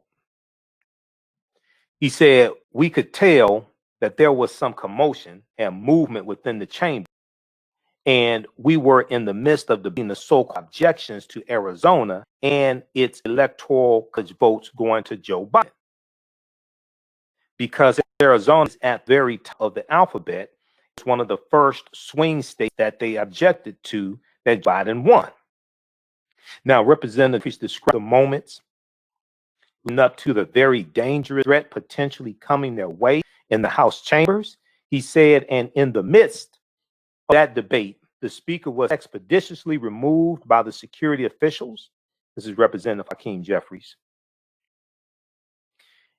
He said, and then the majority leader and majority whip were in very close proximity to where I was seated. Steny Hoyer, majority leader, majority whip, James Clyburn, in very close proximity to where I was seated on the floor of the House, and I saw their security detail come expeditiously remove them, which is probably, of course, of the protocol that happens whenever the Capitol has been breached at that point.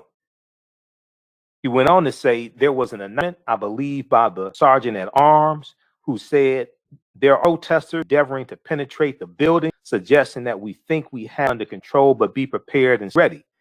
He went on to say shortly after that, he came back, interrupted the proceedings, and said they've reached the building. They're on the second floor. They've reached the building. They're on the second floor.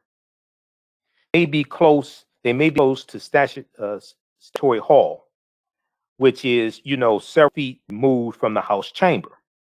Representative Jeffries said lawmakers were told to hit the ground and secure gas masks under their seats.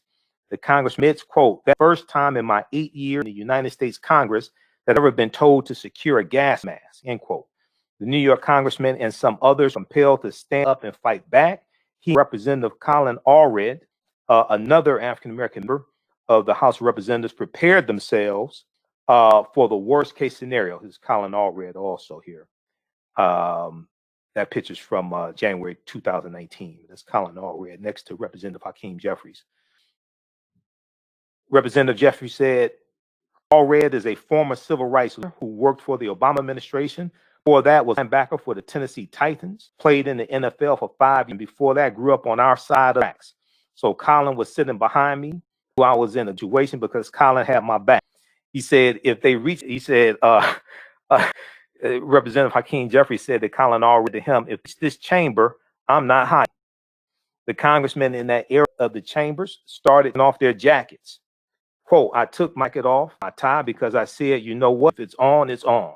We're not to be overrun by these Trump supporters, and it's not going to be, and it's going to be what it's going to be, end quote.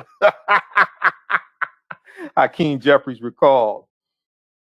He added, quote, we could hear bang on the door or a handful of security officers who were positioning themselves doors. They were attempting to be breached, but they could easily been overrun by the mob. We had no idea the volume at that, end quote.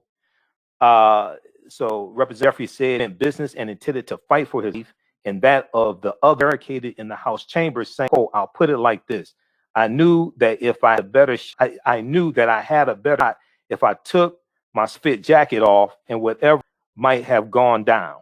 Okay. So check out this article here from thegrio.com. This is why African American media is so important. The Grio is owned by Byron Allen, African American owned and operated. Rep. Hakeem Jeffries was prepared to fight back at Capitol. If it's on, it's on. All right. All right. So that's from the Grio. And let me see. We're going to squeeze in one more here because I only got about 5 minutes left of energy. Okay. Right. And I've got to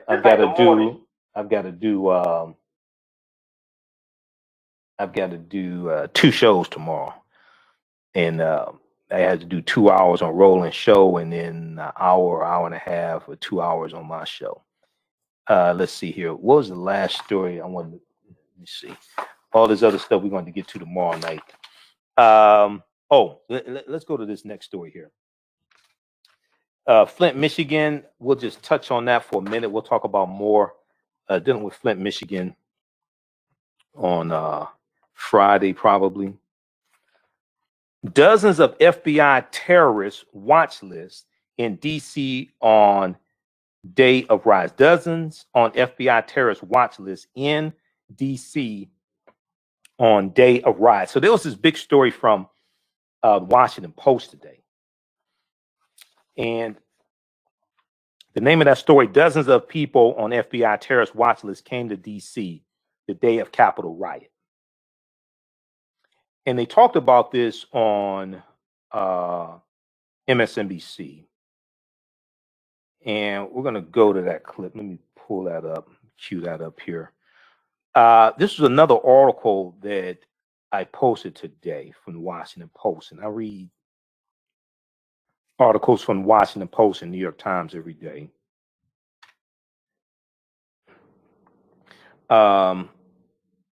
Dozens of people on a terrorist watch list were in Washington for pro-Trump events January 6th, a day that ended in a chaotic crime rampage when a violent mob stormed the U.S. Capitol.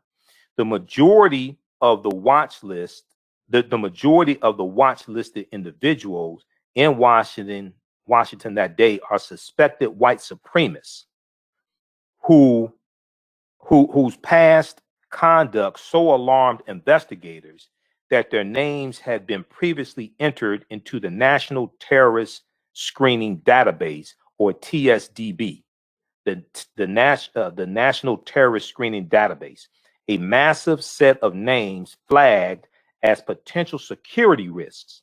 These people said, and this is people familiar with evidence gathered in the FBI investigation. The watch list is larger and separate from the no-fly list. This watch list, this terrorist screening database, okay, is larger and separate from the no-fly list the government maintains to prevent terrorism suspects from boarding airplanes, and those listed are not automatically barred from any public or commercial spaces, current and former officials said. Okay, I want to go to this clip here from MSNBC. They talked about this. Dozens of FBI terrorist watch lists, dozens on FBI terrorist watch lists in D.C. on day of riots. And Ayman Mohadeen is speaking with Devlin Barrett, who is a national security and law enforcement reporter for the Washington Post. Devlin Barrett is in the byline of this article here that I just shared an excerpt with from the Washington Post. He was one of the writers of this article. Let's go to this clip. Sources telling the Washington Post that dozens of people on the FBI terrorist watch list came to D.C. on the day of the riot inside the U.S. Capitol. We should note that the terrorist watch list is not the same as that no-fly list. Joining us now is one of the reporters who broke this story, Washington Post national security and law enforcement reporter Devlin Barrett. Devlin, great to have you with us. So tell us a little bit more about who some of these people are and how it appears that they were able to actually congregate in the same place. What have you learned? Well, the terror watch list isn't actually designed to watch these folks at all times or even much of the time. It's really about collecting data points about people for whom investigators have a concern that they could engage in violence at some point. And in this case, we're told most of these folks who are on the watch list who came to D.C. for these Trump events were suspected white supremacists. And so the government collects this information because they're very interested in when these folks travel. And that's generally the type of information that gets collected. So not that the system is designed to sort of, for the folks on this list, them from traveling at all. It's designed to sort of let them know where they are and when.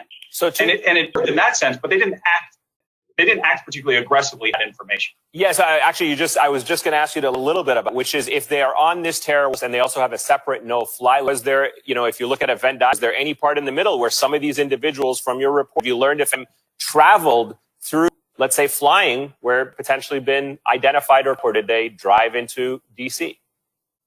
Sure, but there's nothing in the system that's supposed to prevent them from traveling. Right. For folks on this terror watch list. Look, there's a bigger debate and conversation going on inside federal law enforcement about whether they need to be more aggressive in investigating and interacting with suspected white supremacists. One of the groups that we're told the FBI is looking at very, very hard right now is the Proud Boys, because they're concerned that some of those people may have played an organizing or participating role in violence. But we're still in the early days of the investigation, so they don't have a real answer to that question yet. Have you had a chance to get any comment or response from the FBI? Has the FBI had anything to say about this reporting? So the FBI hasn't commented. We're told by one U.S. official that, look, that they can't talk about who's on the terror watch list. It's a secret list, and it's secret for both security reasons and reasons of people's privacy, which is fair. But if you think back to the sort of the post 9/11 era when these lists were created and developed, there are limits to what they can do. And I think there's always a question of, does all this data collection end with better results? And obviously, I think that's a question that law enforcement officials are asking themselves now as they pursue all these cases. And so to that point, looking ahead, inauguration a few days away, what could be the potential impact of this revelation as the country braces itself and as we continue to hear more warnings from law enforcement officials all across the country? Well, look, first of all, D.C. is going to have an incredible amount of security, probably more security than an inauguration has ever had, which is saying something. There's a lot of concern that they can't cover every state capital the way they can cover Washington, D.C. And they don't have necessarily perfect information about, okay, people are talking online about conducting attacks. Where is that going to happen? When and how? Those are the unknowns here that scare and worry officials. But what's good is, because of what happened last week, everyone's on high alert. Everyone's trying to figure out everything they can do to make these state houses and the nation's capital secure. Okay, so that was from MSNBC. Dozens on FBI terrorist watch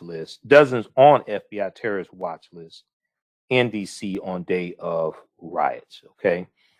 For 25 years, Black History 101 Mobile Museum has carried on the legacy of the Black Museum in America by showcasing artifacts of the Black experience at colleges, universities, 12 schools, corporations, libraries, conferences, and cultural events, making it the traversed Black history exhibit in American history. The Khalid El Hakim is the founder of the Black History 101 Mobile Museum. He is a highly sought after public speaker on topics of Black history, social studies, education, museum, hip hop, and race. Dr. Khalid named among the change NBC Universal's Erase Thane and listed one of the 100 men of distinction for Black enterprise. He founded the Michigan Hip Hop Archive on the campus of Western Michigan University. The Black History 101 Museum is currently scheduling in-person and virtual exhibit nationwide. For more information, please contact Dr. Khalid Al-Hakim direct at 313-445-4197, 365-4197, or visit their website, Black History Mobile Museum. That's blackhistorymobilemuseum.com. You can also at bhistory1@yahoo.com, bhistory101@yahoo.com. Do you have an idea or business that requires app development or thinking of moving your IT resources to the cloud?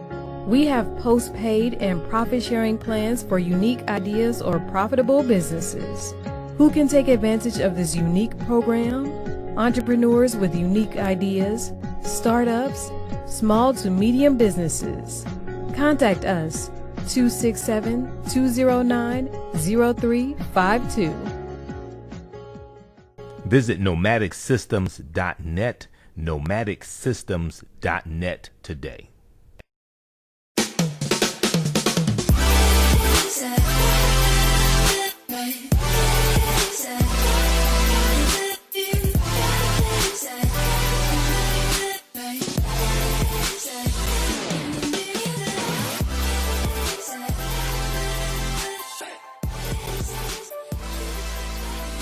Visit 4glossygirls.com. That's the number 4glossygirls.com, and follow them on Instagram at 4glossygirls. All right. Let's see. Very quickly here, Flint, Michigan. Here are the charges 9 former Michigan public officials are facing in the Flint Water Crisis. So 9 people have been charged. 9 former WXYZ Channel 7 in Detroit reported this Thursday, January 14th. 9 former public officials have been indicted on a total of 42 counts related to the Flint Water Crisis. The following defendants were charged by Michigan Solicitor General Hamoud and Wayne County Prosecutor Kim Worthy as part of the criminal investigation into the Flint Water Crisis. They include Gerard Agin, former Director of Communications and former Chief of Staff, Executive Office of Governor Snyder. 1 count of perjury, a 15-year felony. When we look at Pretty Ricky, Rick Snyder, let me see, let's scroll down here. Let's see if we can find Rick Snyder.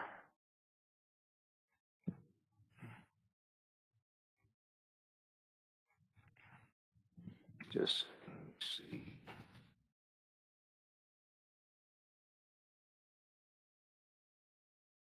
Okay, Rick Snyder, former governor, 2 counts of willful neglect of duty, each a 1-year misdemeanor and or $1,000 fine. I think we talked about that on yesterday's show because that came out yesterday. The charges against him. The other charges came out from these other people. Basically, came out today. Let's see. Let's go to this reporting from Channel 7 News in Detroit. Let's cue this clip up here. So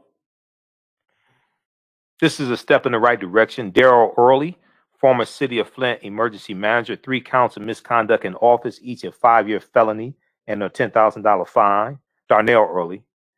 Okay, Darnell Early is African American.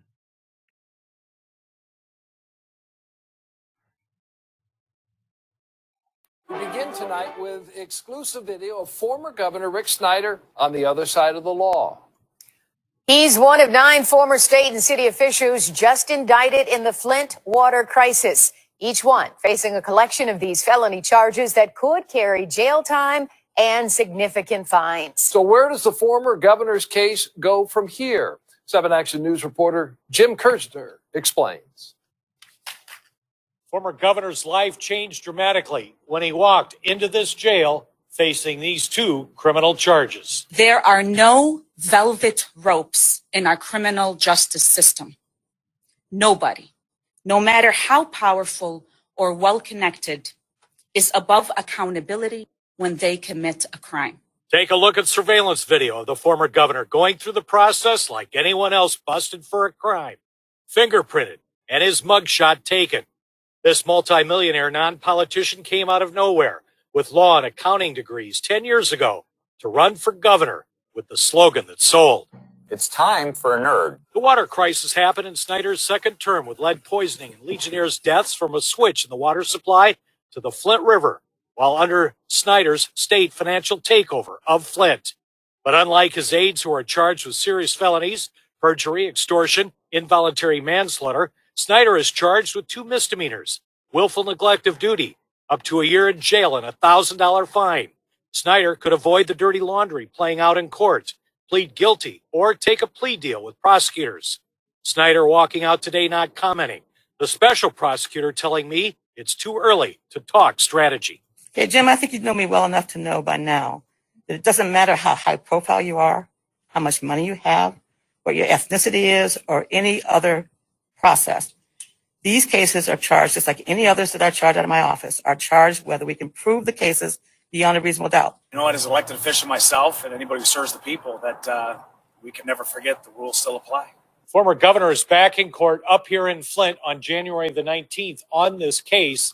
It's being watched around the world, and he is the first Michigan governor to be charged with crimes in office in all of Michigan's 184 years of history. In Flint, Jim Kurtz, 7 Action News.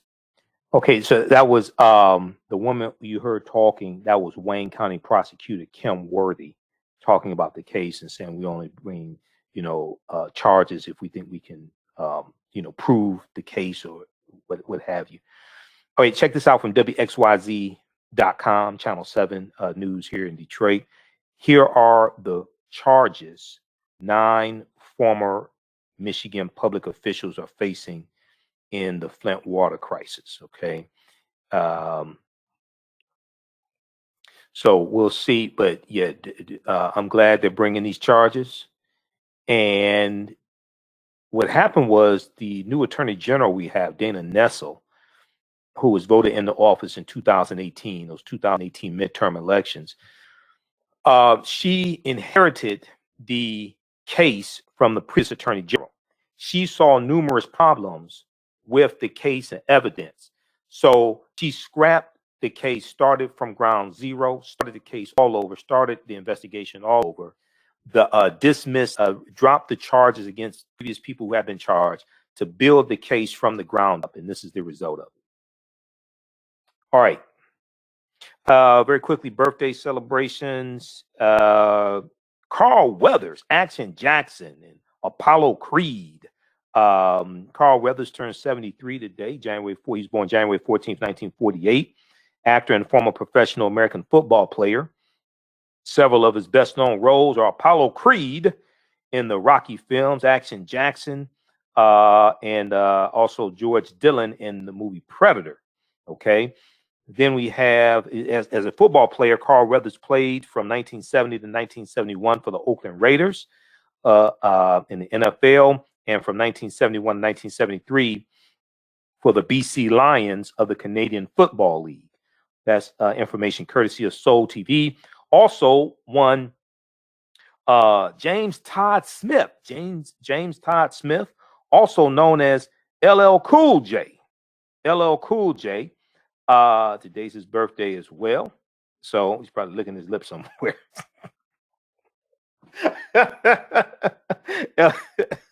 LL Cool J.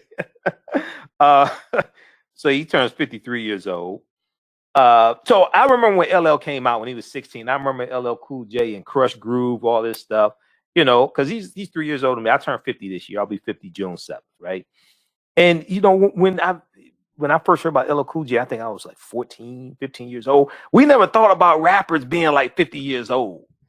I saw Diddy a few months ago, and he had like a gray beard and things like this. We never thought about gray-haired rappers. We were 14, 15, 16 years old. We listened to Run DMC. We listened to LL Cool J. We were watching Crush Groove, all this stuff. We never thought about like 50, 60-year-old rappers and rappers with gray hair and rappers having heart surgery or stuff like that, But LL Cool J, hip-hop recording artist, record producer, actor, author, and entrepreneur from Queens, New York. He is known for such hip-hop hits as Going Back to Cali, I'm Bad, The Booming System, Rock the Bells, Mama Said Knock You Out, as well as romantic ballads such as Doing It, I Need Love, All I Have, Around the Way Girl, and Hey Lover. That's from National R&B Music Society. Then also Vanetta McGee from the Blaxploitation movies. Remembering Vanetta McGee, she was born in 1945, January 14th, 1945. She passed away July 9th, 2010. Vanetta Lawrence McGee she was an actress. She's best known for her roles during the 1970s, which included blaxploitation films such as Hammer, not to be confused with MC Hammer. This is Hammer, starring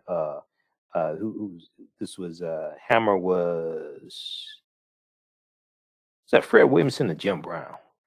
I get them mixed up. Which one was that? I think Hammer was Fred Williamson. Yeah, Fred Williamson, Hammer. I've seen all those movies. Yeah, Fred Williamson was Hammer. Such films as Hammer, Melinda, Blackula, Shaft in Africa, Detroit 9000, and 1974's Thomasine and Bushrod, alongside her then boyfriend, Max Julian. Okay, Max Julian, the Mac. She was a regular on the 1987 Universal television situation comedy Bustin' Loose, starring as Mimi Shaw for its only lasted one season. So this is also courtesy National R&B Music Society, Inc. So she passed away July 9th, 2010, born January 14th, 1945. So also happy birthday to Vanetta McGee. All right. And then also Amari Hardwick, his birthday was a couple of days ago. I missed it. We posted about this as well. I missed it on the day of his birth. Actor, from Power, and actor Amari Hardwick. Let me pull this up here because I kind of missed that. Before he turns 47 years old, born January 9th, 1974, Amari Lateef Hardwick is an American actor, poet, rapper, and podcaster, best known for his starring roles as James Ghost St. Patrick in the series Power on Star. Now, I never watched Stars. I never watched Power. I think I've seen 20 minutes of Power. I don't watch stuff. I watch very few scripted series where I got to tune in each week, see what happened, all this stuff. I do watch House of Pain. I like House of Pain. But a lot of this stuff, all this stuff, drugs and violence and stuff like that. This is why I watch Empire, because we have to be more cognizant of the images of African Americans that are projected. They're projected. These images are not just seen in this country; they're projected around the world. Amari Hardwick is also known for his roles in Saved and Dark Blue, in Spike Lee's Miracle at St. Anna in 2008, the A-Team movie 2010, Kick-Ass 2010, Tyler Perry's For Colored Girls in 2010, I ain't see For Colored Girls, and as Andre in BET Network's Being Mary Jane. I used to watch Being Mary Jane some. It's kind of complexing. So many people were screwed up. It's like that, you know that show on Stars, was it Survivor's Remorse? Was that the show, Survivor? Oh, that was a screwed up ass show. Those people, oh my God. Survivor's Remorse? That was, everybody on that show was screwed up.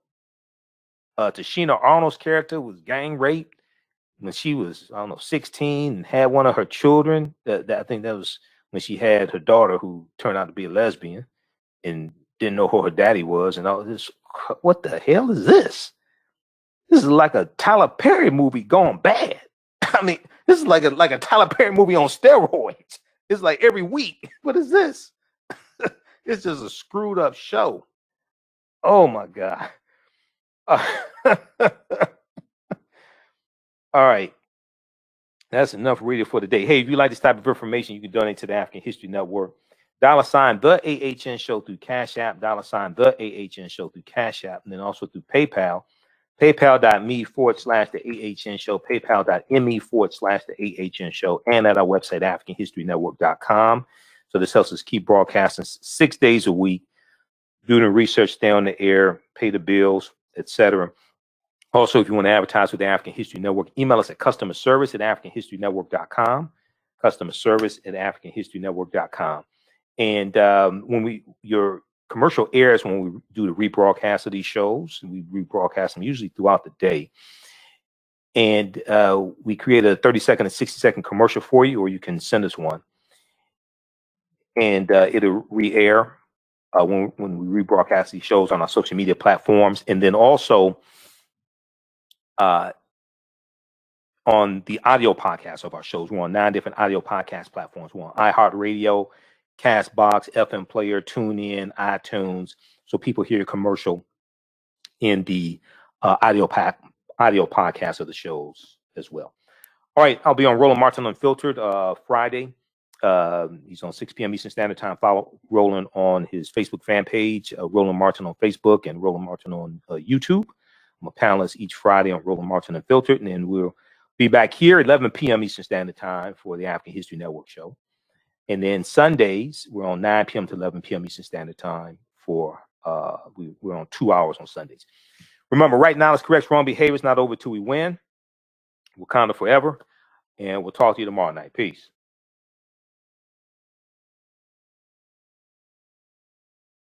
Okay.